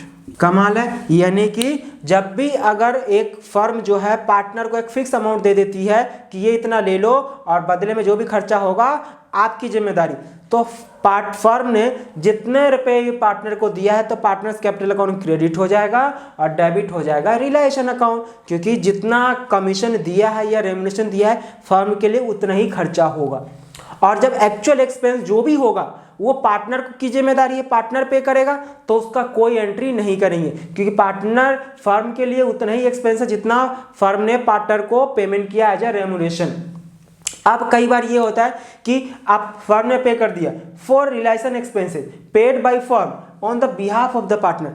अब यहाँ तो एक कमीशन भी दे दिया, रेम्युनरेशन भी दे दिया, बट पार्टनर कहता है यार मेरे पास अभी पैसा नहीं, एक काम करो तुम ही पेमेंट कर दो, मेरे से ले लेना, ठीक है ना। तो यहाँ पे यही लिखा है कि फर्म रियलाइजेशन एक्सपेंस पे करेगी किसके बिहाफ पे? पार्टनर के बिहाफ पे। जैसे कि यहाँ भी था expenses are paid by firm and borne by partner, यानी यही वाला सेम एंट्री हो जाएगा। तो इसका एंट्री होगा partners capital account, partners capital account debit to cash या बैंक अकाउंट, क्योंकि जिम्मेदारी किसके हिस्से का फर्म पे कर रही है? पार्टनर का। तो पार्टनर से लेना है, वसूलना है, तो पार्टनर डेबिट टू फर्म के पास से पैसा गया तो टू कैश। नेक्स्ट है आपका case number 5, if expenses are paid by partner and borne by the same partner. यानी पार्टनर ने कहा कि जिम्मेदारी जितने भी रिलेशन एक्सपेंस सबका जिम्मेदारी मेरी है और पे भी मैं ही करूंगा, आपका यानी कि फर्म का इससे कोई लेना देना नहीं। तो ऐसा कोई भी एक्सपेंस जिसका फर्म से कोई लेना देना नहीं, एक पार्टनर खुद ही कहता है कि मैं ही इसका पेमेंट करूंगा, ये मेरी जिम्मेदारी है, तो उसका फर्म से क्या लेना और क्या देना? तो नो एंट्री, नो एंट्री, क्योंकि फर्म का इससे कोई लेना देना नहीं है, पार्टनर है, जो मर्जी करना करो भाई करो। Case number 6, if expenses are paid by one partner and borne by another partner।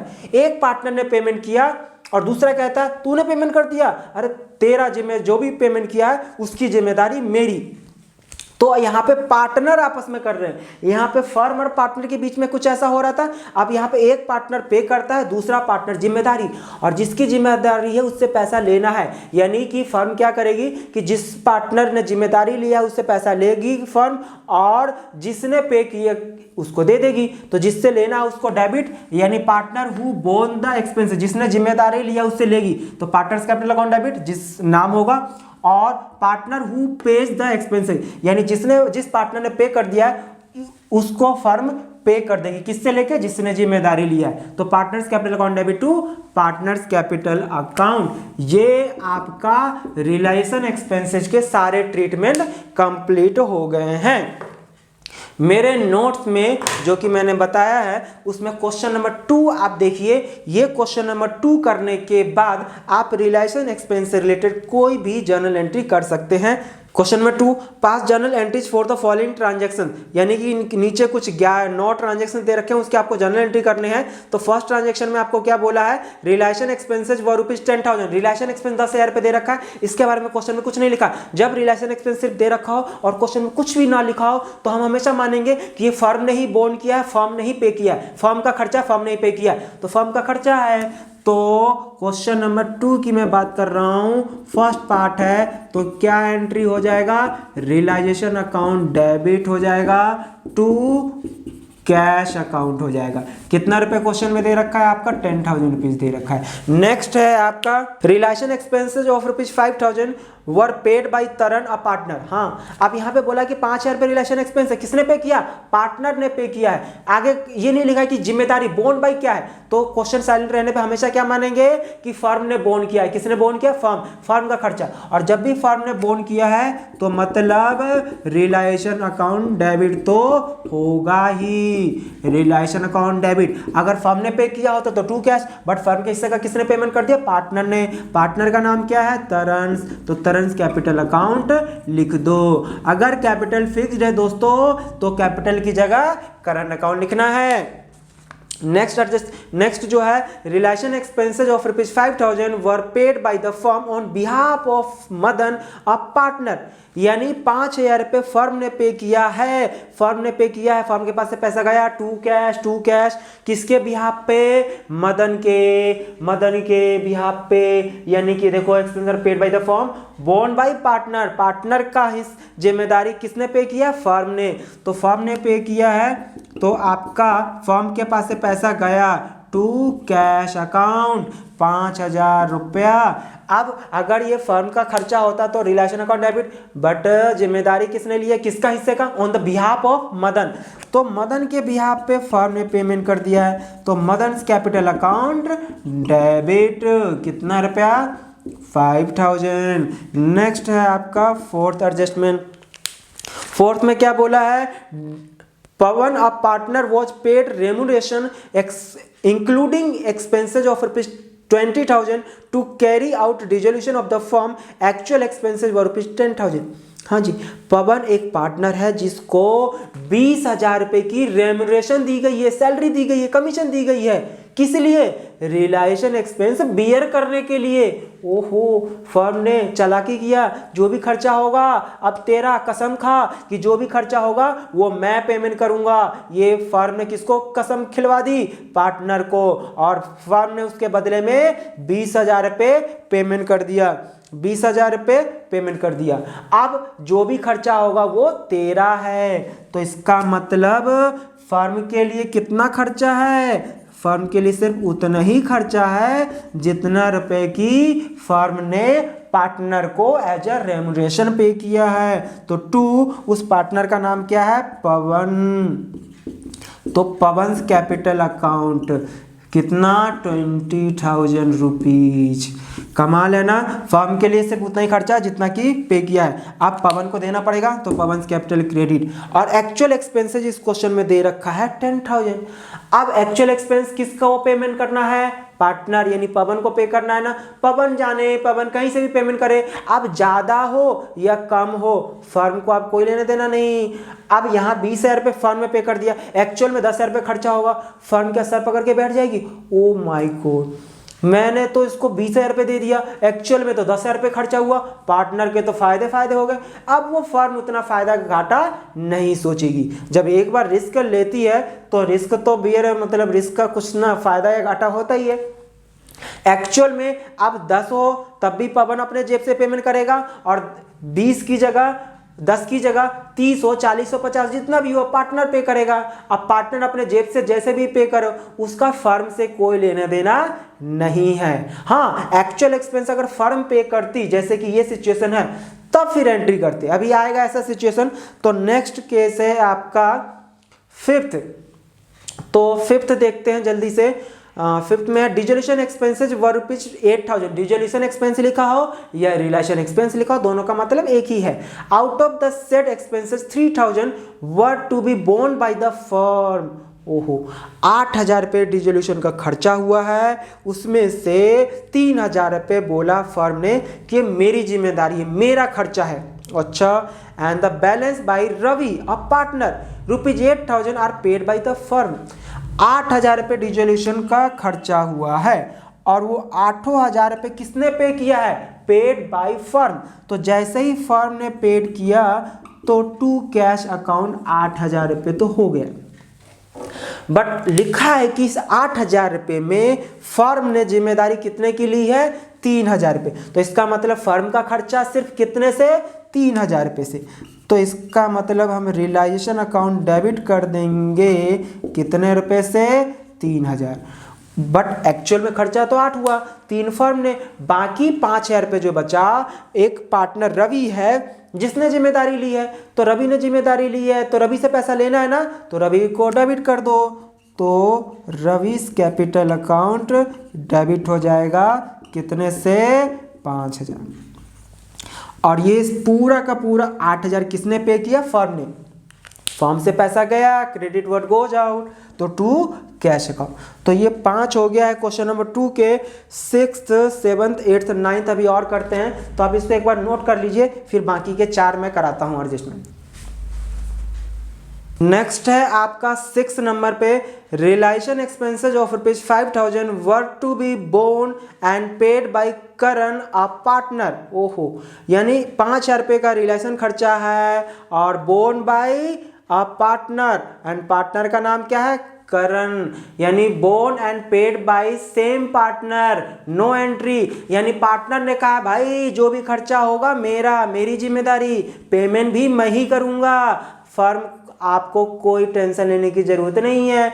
तो फर्म को क्या लेना और क्या देना, अब वो तो उसका पर्सनल एक्सपेंस हो गया, तो अब वो पर्सनल अपना जाने। यहाँ पे तो फर्म और पार्टनर के बीच में अगर कुछ रिलेशन होता तो बात होता, वचन की कोई एंट्री नहीं होती है दोस्तों। तो पार्टनर ने क्योंकि वचन दिया है कि हम ही पे करेंगे और हमारी ही जिम्मेदारी, तो नो एंट्री। नेक्स्ट एडजस्टमेंट है 7th में क्या बोला है? Manoj a partner is to carry out dissolution of the firm at an agreed remuneration of ₹10,000। यानी मनोज जो है डिसोल्यूशन का एक्सपेंस बियर करने के लिए जिम्मेदार हो गया है 10,000 रुपए के रेमुनेशन के बदले में। मतलब फर्म को 10,000 रुपये देना है और जो भी खर्चा होगा किसकी जिम्मेदारी? पार्टनर की। तो इसका मतलब फर्म जितने से रेमुनेशन पे कर रही है फर्म के लिए उतना खर्चा है। तो इसका मतलब एडजस्टमेंट नंबर 7 में क्या होगा? रियलाइजेशन अकाउंट डेबिट हो जाएगा, कितने रुपए से हो जाएगा? जितना कि फर्म ने पे किया है। किसको? पार्टनर को। तो पार्टनर की कैपिटल उतने से इंक्रीज हो जाएगी ना। पार्टनर का नाम क्या था? पार्टनर का नाम था आपका मनोज, 10,000 से। Realisation account debit to Manoj capital account, firm की सिर्फ उतनी ही जिम्मेदारी। नेक्स्ट है आपका 8th, Dev a partner is paid remuneration of ₹15,000 for the dissolution of the firm, realisation expenses of ₹8,000 are paid by the firm. यानी कि देव एक पार्टनर है जिसको 15,000 रुपये रेमुनेशन दे दी गई है, सैलरी दे दी गई है। किस लिए?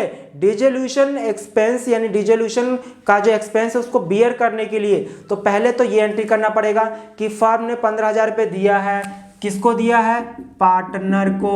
तो पार्टनर को दिया है तो फर्म के लिए कितना एक्सपेंस है? मैंने बताया कि जितना भी फर्म रेमुनेशन पार्टनर को पे करेगी उतना रुपए फर्म के लिए एक्सपेंस है, और जितना फर्म के लिए एक्सपेंस है वो हमेशा एक्सपेंस डेबिट होगा। और उस पार्टनर का नाम है देव, तो टू देव्स कैपिटल अकाउंट लिख देंगे। ये हो गया।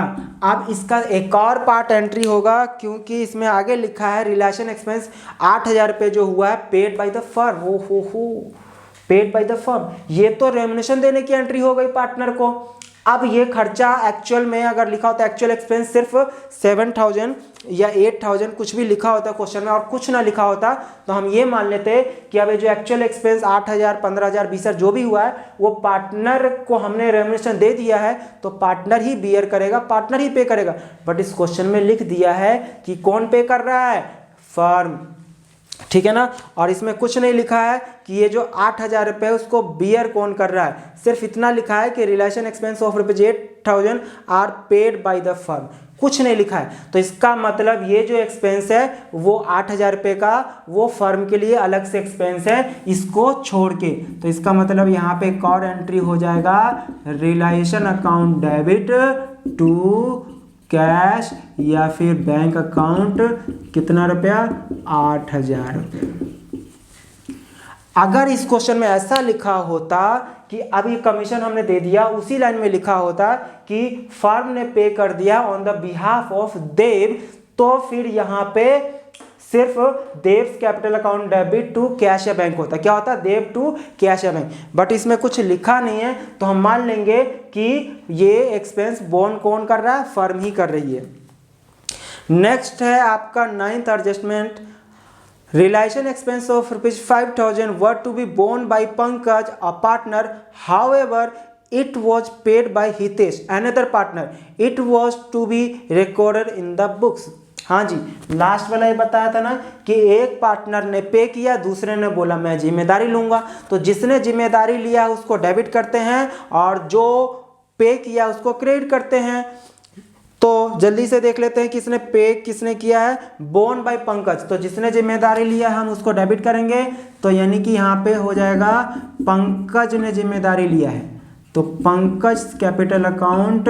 तो कैसा लगा ये डिसोल्यूशन यानी रिलेशन से रिलेटेड मैंने केस भी बता दिया, उससे रिलेटेड एक क्वेश्चन भी करा दिया कि किसी भी तरह का क्वेश्चन आए आप आसानी से कर सकते हैं। तो ये आप इसको नोट कर लीजिए। अभी 2-3 क्वेश्चन और मैं इसी तरह के जर्नल एंट्री में कराता हूं, तो आप जल्दी से इसको नोट कर लीजिए। नेक्स्ट है दोस्तों question number 3, pass necessary journal entry on the dissolution of the partnership form in the following cases. L, a partner, was appointed to look after the dissolution process for which he was given remuneration of ₹10,000। यानी एक L को appoint कर दिया गया dissolution expense beer करने के लिए और उसको 10,000 रुपये रेमुनेशन दिया गया है। तो पार्टनर को रेमुनेशन जितने से दी गई उतना फर्म के लिए एक्सपेंस है। तो फर्स्ट में हो जाएगा आपका, हाँ जी, realisation account debit to L's capital, L capital account उतने से ही क्रेडिट होगा जितना कि उसको रेमुनेशन दिया गया है।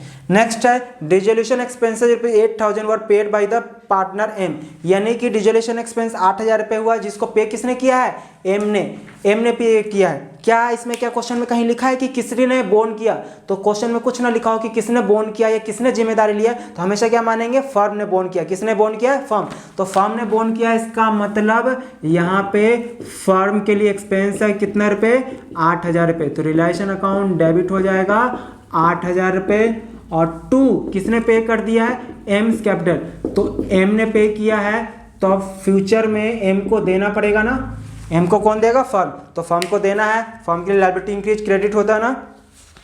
डिसोल्यूशन एक्सपेंस ₹5,000 कुछ नहीं लिखा है, फर्म ने जिम्मेदारी लिया, फर्म ने ही पे किया। यहाँ पे ये भी नहीं लिखा किसने पे किया, तो हमेशा क्या मानेंगे कि फर्म ने ही पे किया है और फर्म की ही जिम्मेदारी। तो relation account debit to cash account. Next है आपका P, a partner was appointed to look after the process of dissolution for which he was allowed a remuneration of ₹7,000। P agreed to bear the dissolution expenses, actual dissolution expenses ₹4,000 were paid by P. ओहो, इसमें P एक partner है जिसको appoint कर लिया गया है कि भाई सारा डिसोल्यूशन खर्चा तेरे को बियर करना है, तो उसको फर्म ने कितना रुपए पेमेंट कर दिया, 7,000 रुपये। तो फर्म के लिए सिर्फ उतना ही एक्सपेंस है ना जितना कि रेमुनेशन दिया गया है, तो इसीलिए रेमुनेशन के बराबर रिलेशन अकाउंट डेबिट हो जाएगा 7,000 रुपये टू पार्टनर का नाम क्या है, पी, तो पीस कैपिटल अकाउंट कितना हो जाएगा, 7,000 रुपये। हाँ, और आगे लिखा हुआ है जो एक्चुअल एक्सपेंस हुआ है 4,000 रुपये, जिसको किसने पे किया, पी ने। यहाँ लिख दिया पी ने पे किया है, तो मतलब हमने पी को जितना दे दिया, अब एक्चुअल में जितना भी खर्चा हो पी पे करे, कितना भी करे, क्या लेना था ना फर्म का, तो इसकी कोई एंट्री नहीं होगी। यानी जो एक्चुअल एक्सपेंस 4,000 उसका कोई एंट्री नहीं होगी। फिफ्थ एडजस्टमेंट जो है, N a partner was appointed to look after the process of dissolution for which he was allowed a remuneration of ₹9,000 and agreed to bear the dissolution expenses. Actual dissolution expenses ₹4,000 were paid by the firm।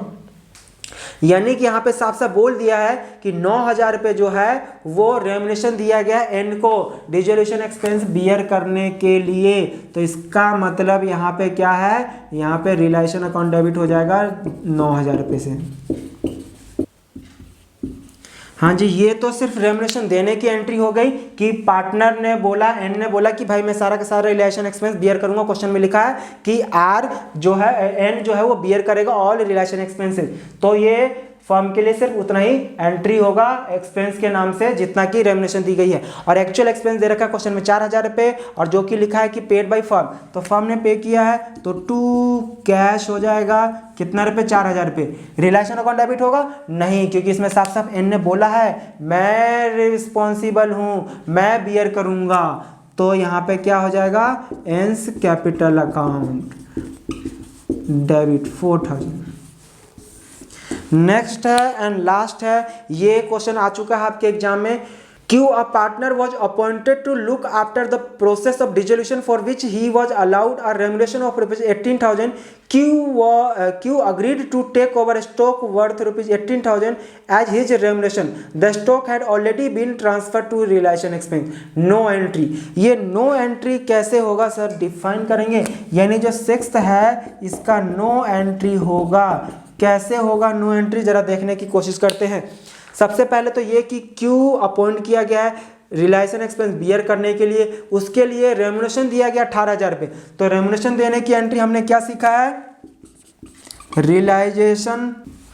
Relation account debit to Q's capital account. ये तो आपका remuneration देने की entry हो गया, ध्यान दीजिए, ठीक है। इतना फर्म ने रेम्युनरेशन दिया पार्टनर को, तो फर्म के लिए रिलेशन 18,000 रुपये डेबिट हो जाएगा, एक्सपेंस है, और टू पार्टनर को इतना रेम्युनरेशन। और आगे लिखा है Q agree to take over the stock worth ₹18,000 was his remuneration. और इस कैपिटल 18,000 रुपये देना है ना, इसके बदले में पार्टनर ने कहा मुझे स्टॉक दे दो 18,000 रुपये। और वो याद करो स्टॉक का ऑलरेडी बोला है कि रिलेशन अकाउंट में पोस्ट हो चुका है, यानी कि यहाँ पे स्टॉक लिखा जा चुका है। अगर कोई स्टॉक पार्टनर टेक करता है तो बताओ, मैंने क्या बताया था, पार्टनर का नाम लिखते हैं। इसमें पार्टनर का नाम क्या है, क्यूज कैपिटल। जनरल एंट्री करके देखिए इसका क्या हो रहा है, रिलेशन में क्रेडिट साइड है ना, तो इसका मतलब रिलेशन अकाउंट जो होगा वो क्रेडिट होगा, और डेबिट क्या हो जाएगा, क्यूज कैपिटल अकाउंट। तो क्यूज कैपिटल अकाउंट आप खुद ही देखिए 18,000 रुपये सेम। तो debit relation 18, credit relation credit cancel हो गया। ये कैपिटल क्रेडिट 18,000, डेबिट 18,000 रुपये, पूरा कट के क्या बचा, नील बटे सन्नाटा, नो एंट्री। कमाल है। तो आप या तो ऐसे करके दिखाओ या सीधा सीधा नो एंट्री लिख दीजिए। तो ये भी आपका कंप्लीट हो गया है। अभी 1-2 क्वेश्चन और कराता हूँ। क्वेश्चन नंबर मेरा असाइनमेंट का आप देखिए, क्वेश्चन नंबर 8। तो क्वेश्चन नंबर 8 में क्या लिखा है, pass the necessary journal entry for the following transactions on the dissolution of the firm of T and P after the various assets other than cash and outside liability have been transferred to relation account। मतलब question number 8 में हमें entry करनी है सारे के सारे, यानी कि जब हम रिलेशन अकाउंट बनाते थे तो रिलेशन में इधर एसेट्स पोस्ट कर देते थे, इधर लायबिलिटी पोस्ट कर देते। तो एसेट्स को पोस्ट करने के बाद बेचने की एंट्री क्या करते थे, यानी कि बैंक अकाउंट डेबिट या partners debit to realisation account ना, क्योंकि रिलेशन अकाउंट में क्रेडिट साइड लिख रहे हैं। और अगर लायबिलिटी हमने पोस्ट कर दिया है तो लायबिलिटी क्रेडिट साइड तो पेमेंट डेबिट साइड ना, तो इसका मतलब क्या होता था, realisation account debit to cash, या फिर अगर पार्टनर ने टेक कर लिया है तो सीधा सीधा यहाँ पे ऑलरेडी पोस्टिंग हो चुकी है एसेट्स और लायबिलिटी की, तो यानी डायरेक्ट बेचने या एसेट टेक करने की, लायबिलिटी पेमेंट या फिर लायबिलिटी कोई पार्टनर टेक करता है उसकी एंट्री हमें करनी है। कमाल है। तो 5 एडजस्टमेंट का खेल है, 6 एडजस्टमेंट है और 6 नंबर का एक क्वेश्चन आपके एग्जाम में आता है। तो सीधा बैंक लोन आपने लायबिलिटी साइड पोस्ट किया होगा ना, तो उसका पेमेंट इधर करोगे, पोस्टिंग ऑलरेडी हो चुका है, क्वेश्चन में बोल दिया है। तो पोस्टिंग के लिए आप रिलेशन अकाउंट बनाने मत लग जाना, तो सीधा सीधा रिलेशन अकाउंट डेबिट टू क्या करेंगे, कैश या फिर bank loan account debit to bank loan account debit to cash करने की कोशिश मत करना, क्योंकि मैं ऑलरेडी बता चुका हूं कि हमने इसको कहां ट्रांसफर कर दिया था, रिलेशन अकाउंट में। तो क्वेश्चन नंबर जो है वो 8 में फर्स्ट पार्ट जो होगा वो realisation account debit to cash या बैंक, ये लोन पेमेंट करने का एंट्री। नरेशन लिखना नहीं है, बहुत जरूरी है। तो नरेशन में क्या लिखना है, अगर कुछ ना समझ में आए तो ये जो लाइन लिखा है ना यही आप लिख देना। नेक्स्ट है आपका second part, stock worth ₹16,000 was taken over by the partner Q. Stock यहाँ पे पार्टनर टेक करना, तो इसका मतलब partners capital account debit, partner का नाम क्या है, पार्टनर का नाम है क्यू। तो सेकेंड एंट्री जो हो जाएगी, थर्ड में क्या लिखा है आपका, थर्ड में लिखा है partner P agree to pay a creditor पे 7,500। क्रेडिटर हम क्रेडिट साइड पोस्ट करते थे ना, तो पेमेंट करने की एंट्री इधर करते हैं, तो relation account debit to cash, but इसमें किसने जिम्मेदारी ले लिया, पी ने, तो relation account debit to P capital हो जाएगा 7,500। Realisation account debit to P's capital account 7,000 रुपये। नेक्स्ट है आपका a computer previously written off fully realise ₹3,900। Fourth adjustment में बोला है प्रीवियसली रिटर्न ऑफ, मतलब वो जो पहले राइट ऑफ बैलेंस शीट से हटा चुके हो, मतलब नया नया मिला अनरिकॉर्डेड एसेट्स है। और मैंने बताया था कि कोई भी अनरिकॉर्डेड एसेट्स या लायबिलिटी तो डायरेक्ट बेचने या पेमेंट करने की एंट्री करते हैं। तो इसमें जो अनरिकॉर्डेड एसेट्स है 3,900 रुपये, वो फुल्ली रिलाइज मतलब बिक गया, तो बेचने की डायरेक्ट एंट्री क्रेडिट साइड करते थे ना, तो इसका मतलब किसके अकाउंट में है क्रेडिट साइड, रिलायशन में, तो टू रिलायशन अकाउंट हो जाएगा। और डेबिट में क्या हो जाएगा, कैश या बैंक अकाउंट। फिफ्थ है आपका expenses of relation ₹3,200 were paid by partner T. Paid by partner लिखा है, इसमें नहीं लिखा कि बॉन्ड किसने किया, जिम्मेदारी किसने लिया, तो क्वेश्चन साइलेंट है, तो हमेशा कौन बियर करेगा, फर्म। तो इसका मतलब 3,200 रुपये जो है वो कौन बियर करने वाला है, फर्म। तो फर्म के लिए हो जाएगा realisation account debit to, firm ने पे किया नहीं, टी ने किया है, तो टीज कैपिटल अकाउंट 3,200 रुपये से। कमाल है। फिफ्थ भी कंप्लीट हो गया। सिक्स एडजस्टमेंट दे रखा है profit on realisation ₹4,800 was distributed between T and P in the ratio of 5:3। क्या एंट्री होगा, प्रॉफिट है, प्रॉफिट मालूम है ना कि रिलेशन में क्रेडिट साइड ज्यादा हो डेबिट कम, तो इधर आता था ना, तो इधर to profit transfer to partners capital account, तो relation account debit to partners capital account. क्या एंट्री होगा, realisation account debit to partners capital account. और ये प्रॉफिट दे रखा है, डायरेक्टली कैलकुलेट करके 4,800 उसको बांट देना 5:3 में। तो जल्दी से सिक्स एडजस्टमेंट कर लीजिए। सिक्स एडजस्टमेंट भी खत्म हो गया। इस 4,800 रुपये को पार्टनर पी क्यू में हमने बांट दिया 5:3 के रेशियो में। ये आपका 5 है, 5:3 में। तो देखिए क्वेश्चन नंबर 8 भी आपका कंप्लीट हो गया। क्वेश्चन नंबर 7 जो है वो बिल्कुल सेम टू सेम 8 के जैसा है, तो आप घर से कर लेंगे। क्वेश्चन नंबर 9 मैं करा रहा हूं, तो क्वेश्चन नंबर 9 में आप देखिए क्या लिखा है, L and M were partners in a firm sharing profit in the ratio of 2:3 on 28th of Feb 2016. The firm was dissolved after transferring assets other than cash and outsiders liability to relation account. You are given the following information. यानी कि इसमें भी बोला है कि जो भी assets या लायबिलिटी रिलेशन अकाउंट में पोस्ट होता है वो पोस्ट हो चुका है, उसके बाद की आपको सीधा एंट्री करके दिखाना है। तो ए बी सी इसमें 3 पार्ट है, तो जल्दी से फर्स्ट पार्ट देख लेते हैं। A, a creditor for ₹1,40,000 accepted building valued at ₹1,80,000 and paid the firm ₹40,000। ओहो, एक्सचेंज का कोई एंट्री नहीं होती है। तो देखो यहाँ पे क्रेडिटर जो है वो कितने रुपए का है, 1,40,000 रुपए का, और उसके बदले में उसने क्या ले लिया, बिल्डिंग ले लिया, और वो बिल्डिंग की वैल्यू है 1,80,000।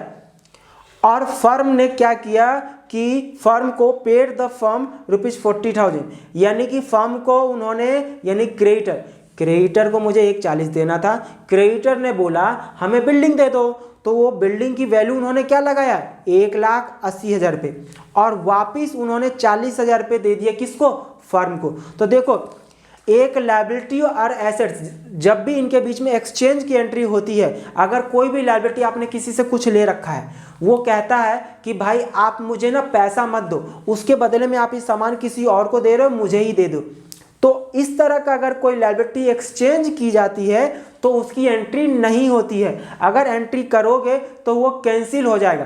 तो सीधा सा क्रेडिटर जो है 1,40,000 रुपये वाला जो क्रेडिटर है वो 1,80,000 वाला बिल्डिंग ले रहा है, तो कितने से कैंसिल हो गया, 140 से क्रेडिटर और बिल्डिंग खत्म हो गया, बचा 40। वो 40 जो है क्रेडिटर फर्म को पे कर दे रही है, तो इसका मतलब जो क्रेडिटर पे कर रहे हैं फर्म को, फर्म के पास पैसा आ रहा है ना, तो कैश अकाउंट डेबिट। और ये पैसा किसके थ्रू आएगा, रिलेशन अकाउंट। एक सेकेंड के लिए मान लेते हैं कि अगर हम रिलेशन अकाउंट बनाते तो एसेट्स को किधर बेचते हैं, बेचने से जो पैसा आता है क्रेडिट साइड में लिखते हैं ना, तो क्रेडिट साइड में इसका मतलब ये क्वेश्चन नंबर जो 9 है इसका यहाँ पे 2 हम कैश लिखते, कितना रुपए, सिर्फ उतना ही जितना कि एक्सचेंज के अलावा उसने पेमेंट किया है। तो एक्सचेंज 140 से 140 खत्म, 40 जो बचा वो पैसा तुमको मिल गया, वो मिल गया, तो कैश अकाउंट डेबिट हो जाएगा कितना रुपए, 40,000 रुपये कैश, क्योंकि फर्म के पास पैसा आ रहा है और फर्म के लिए एक प्रकार से इनकम है।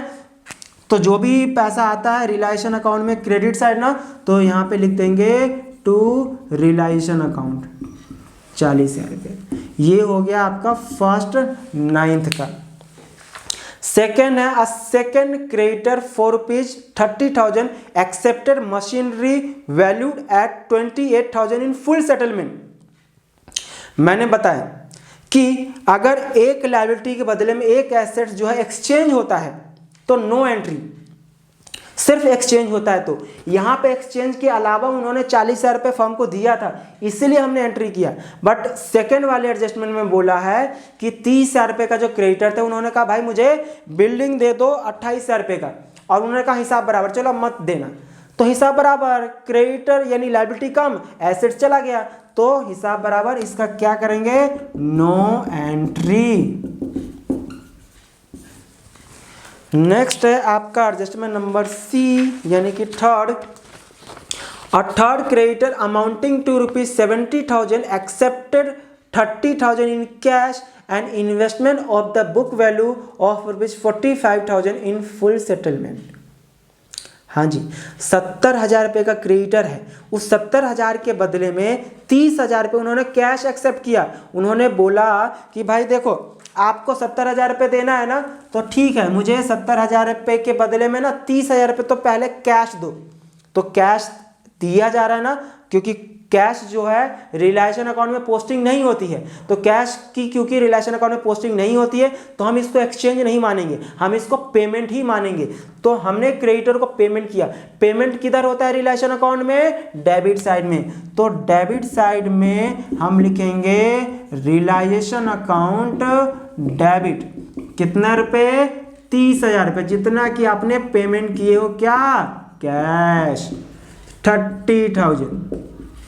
बट क्रेडिटर को देना कितना था, 70, तो 70 नहीं लिखेंगे क्योंकि कुछ बोला है, 70 के बदले में 30 हमने कैश दे दिया, तो 2 कैश की एंट्री कर दिया, फर्म के पास से कैश चला गया।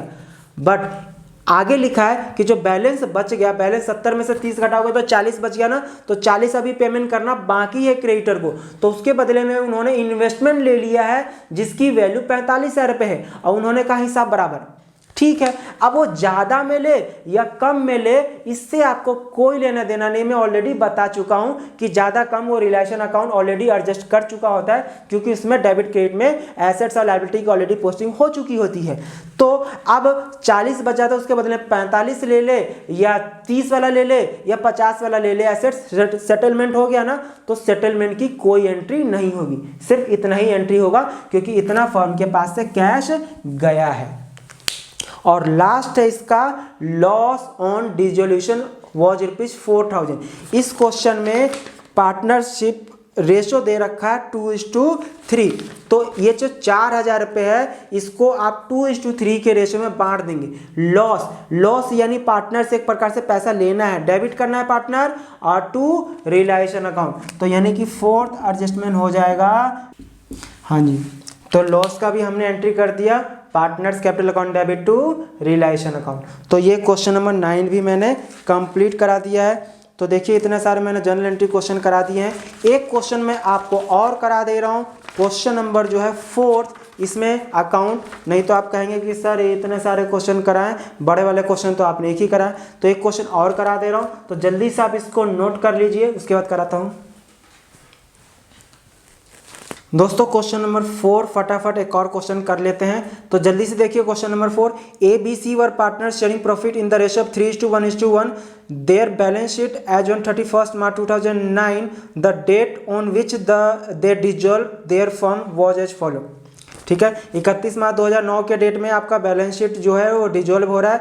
लायबिलिटी साइड में क्या लिखा है, कैपिटल ए बी सी है, लोन है, क्रेडिटर है। सन्ड्री एसेट्स एसेट साइड में है, स्टॉक है, डेटर है, बिल रिसीवेबल है, कैश है। और एडजस्टमेंट में दे रखा है। मैंने कहा था कि एडजस्टमेंट से पहले आपको बैलेंस शीट खत्म करनी है, तो बैलेंस शीट खत्म कर लेते हैं सबसे पहले, और इसका जहां पे जो है उसकी पोस्टिंग कर लेते हैं। तो सबसे पहले लायबिलिटी साइड में देखिए कैपिटल दे रखा है ABC, तो कैपिटल जो है वो कैपिटल अकाउंट में बैलेंस BD लिख देंगे। तो जल्दी से लिखिए कैपिटल अकाउंट में बैलेंस BD। हाँ जी, हमने पोस्टिंग कर दी है।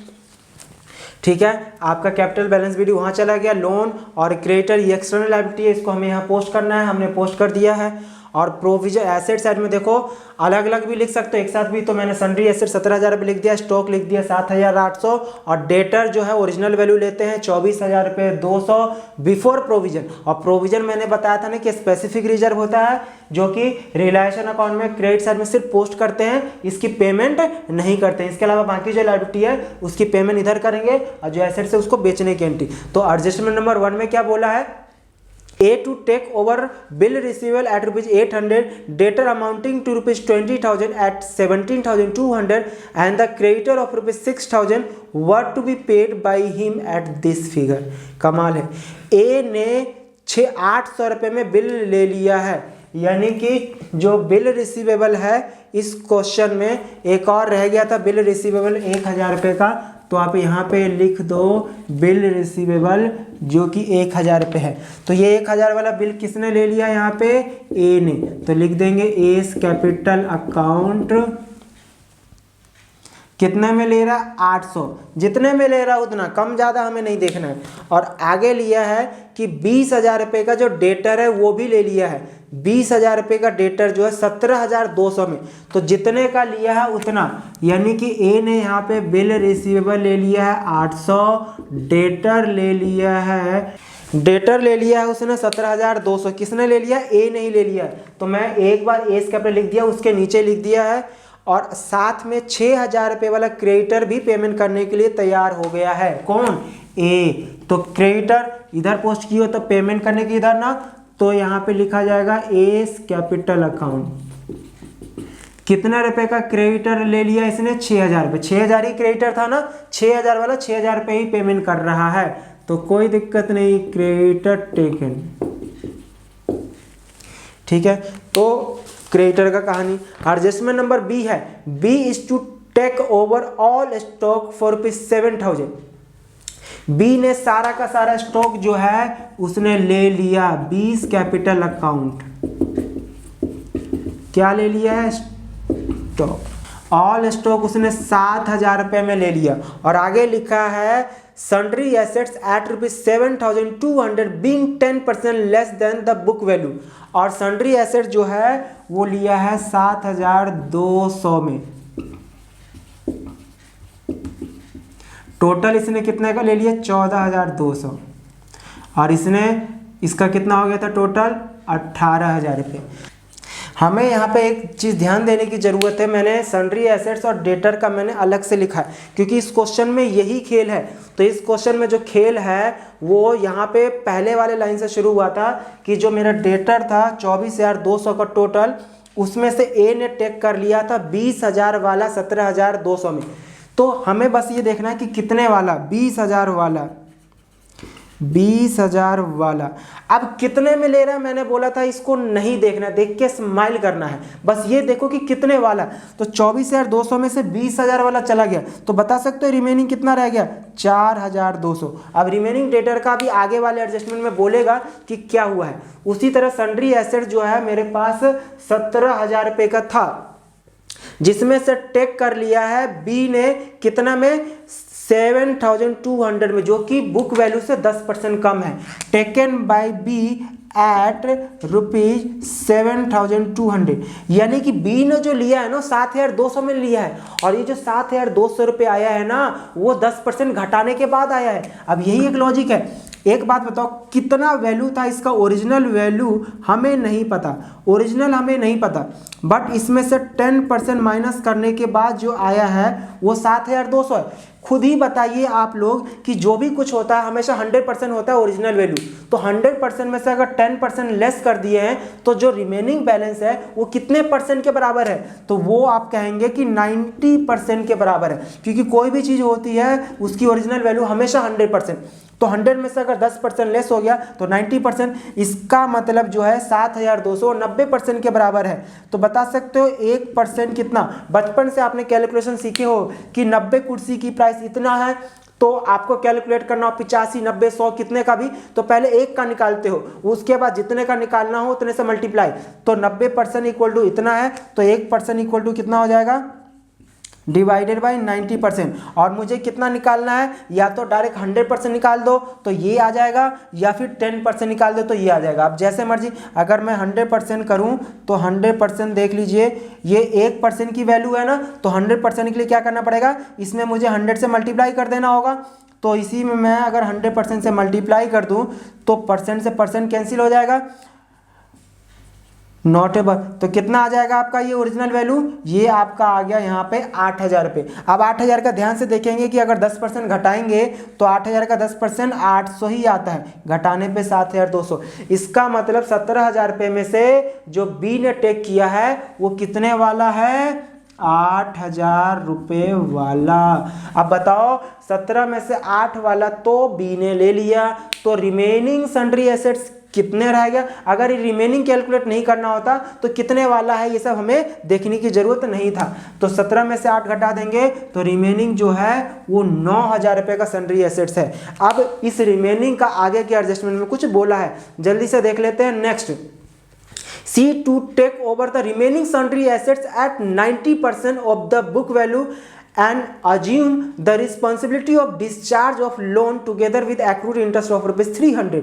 ओहो, यानी कि जो C है वो यहाँ पे रिमेनिंग सन्ड्री एसेट्स ले रहा है, तो C is capital, remaining sundry assets कितना रुपए है, 9000 रुपये, और उसको कितने परसेंट के वैल्यू पे ले रहा है, 9000 रुपये का 90%, तो कितना आ जाएगा ये 8100। कम ज़्यादा हमें नहीं देखना, बस पूरा एसेट्स खत्म हो गया ना। हाँ जी, तो और साथ में बोला है कि लोन का अमाउंट भी पेमेंट करेगा जिसपे 300 रुपये आउटस्टैंडिंग इंटरेस्ट है। ये 300 के बारे में क्या एडजस्टमेंट में बोला है, कहीं बैलेंस शीट में था क्या, नहीं है, मतलब अनरिकॉर्डेड लायबिलिटी है, वो लायबिलिटी जो रिकॉर्ड नहीं किए, तो अनरिकॉर्डेड लायबिलिटी डायरेक्ट पेमेंट करने की एंट्री करेंगे, पोस्टिंग की कोई लेना देना इसका नहीं है। तो 300 रुपये जो है एक्रूड इंटरेस्ट, और साथ में लोन का अमाउंट कितना है, लोन का अमाउंट है आपका 1500 रुपये, तो 1500 प्लस 300 1800 रुपये कौन पे कर रहा है, सी पे कर रहा है, तो सी कैपिटल अकाउंट लिख देंगे 1800 रुपये, 1500 रुपये ये लोन का था और साथ में 300 रुपये आउटस्टैंडिंग, तो मिला के 1800 रुपये की एंट्री हम कर देंगे।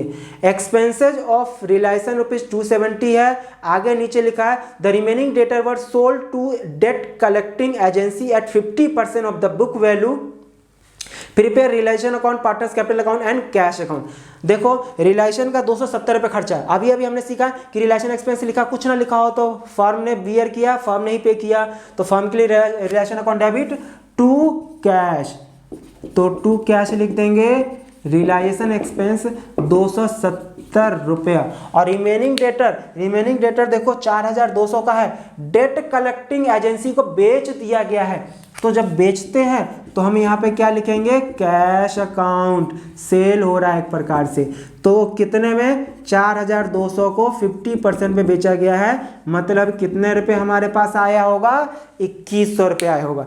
तो दोस्तों ये सारा का सारा एडजस्टमेंट खत्म हो गया है, तो अब इसका टोटल कर लीजिए, क्रेडिट ज़्यादा है इधर कम बैलेंस फिगर आ रहा है तो प्रॉफिट है, अगर डेबिट ज़्यादा है इधर कम है तो आपका लॉस आएगा, और सारा कैपिटल कैश अकाउंट में पोस्टिंग करना है, पोस्टिंग कर दीजिए, मैं कर रहा हूँ, मेरे साथ आप पहले कर लीजिए जल्दी से। हाँ जी, ये आपका हो गया टैली, ठीक है। तो हमने क्योंकि इस क्वेश्चन में डेबिट साइड का ज़्यादा है, तो डेबिट साइड का हमने टोटल किया तो आ रहा 58,070, उसमें से क्रेडिट का टोटल किया तो 51,100, हमने घटाने पे ये आपका आ गया लॉस।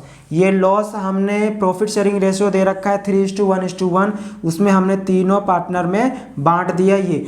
अब हमने पार्टनर्स कैपिटल अकाउंट में मैंने बताया पोस्टिंग कर लेने के लिए आपने कर लिए होंगे, अगर नहीं किए होंगे तो आप देख लीजिए। यहाँ पे ये ए का कैपिटल है सी का, तो ए के कॉलम में और सी के कॉलम में लिख दिया। इधर है आपका ए में, ये है आपका बी में, तो ये ए बी और ये 8,100 सी, तो सी के कॉलम में चला गया। ये तीनों पार्टनर का लॉस है, तो ये तीनों पार्टनर में आपका ये लॉस चला गया, ये लॉस, सॉरी ये यहाँ पे था और ये लॉस है। हमने यहाँ पे देखा कि ए का क्रेडिट साइड ज़्यादा है और डेबिट कम है, तो यानी कि ए का हिस्सा इतना पैसा है, इतना डेबिट है, तो इतना वो पैसा अपने घर ले जाएगा। और बी और सी का डेबिट साइड ज़्यादा है और क्रेडिट साइड कम है, इसका मतलब बी और सी को अपने घर से पैसा लेके आना पड़ेगा। कितना लेके आना पड़ेगा? इतना इतना लेके। मैंने बताया कि पार्टनरशिप में क्या होता है कि अगर फर्म का कुछ लॉस होता है तो पार्टनर का पर्सनल किडनी तक भी बेचना पड़ सकता है, ठीक है ना, तो बेच के उसको लेके आना पड़ेगा, तो इतना वो दोनों लेके आएंगे। अब हम कैश अकाउंट बना रहे, तो कैश में देखिए इसमें सिर्फ ये था आपका 270 डेबिट में था, तो एक क्रेडिट में आ गया। यहाँ पे 2100 रुपये कैश था क्रेडिट में, तो डेबिट में आ गया। यहाँ पे कैश डेबिट में है तो क्रेडिट में आ गया, नाम ए का कैपिटल अकाउंट। ये बी और सी का क्रेडिट में है तो देखो डेबिट में आ गया। हमने दोनों टोटल किया तो 11,588 से आपका कैश अकाउंट टैली यानी कि बराबर हो गया। दोस्तों अगर ये आज का जो 1 in 1 लेक्चर जो मैंने शुरुआत की है आज से, जिसमें फर्स्ट टॉपिक मैंने डिसोल्यूशन कवर किया है, अगर आपको बहुत अच्छे से ये समझ में आ गया होगा तो आप अपने हर उन दोस्तों को शेयर करिए जिनको ये ज़रूरत है, जिनको ये इनकी ज़रूरत है। तो दोस्तों अगर फिर भी कुछ डाउट है, अच्छा बुरा कुछ भी अगर कहना है आपको तो कमेंट करके आप बता सकते हैं, क्वेश्चन पूछना है तो पूछ सकते हैं। मेरे असाइनमेंट में 11 क्वेश्चन थे, कुछ क्वेश्चन रह गए हैं जो मैं नहीं करा पाया हूँ, उसका मैं डिस्क्रिप्शन में उसका सॉल्यूशन का मैं पीडीएफ फॉर्म में मैं आपको लिंक दे दूंगा, आप वहाँ से चेक कर सकते हैं। और बाकी क्वेश्चन तो मैंने यहाँ करा ही दिए हैं, फिर भी अगर कोई क्वेश्चन है तो आप ज़रूर कमेंट करके पूछिए। तो दोस्तों मिलते हैं फिर एक और नए 1 in 1 लेक्चर में, जब तक के थैंक यू सो मच।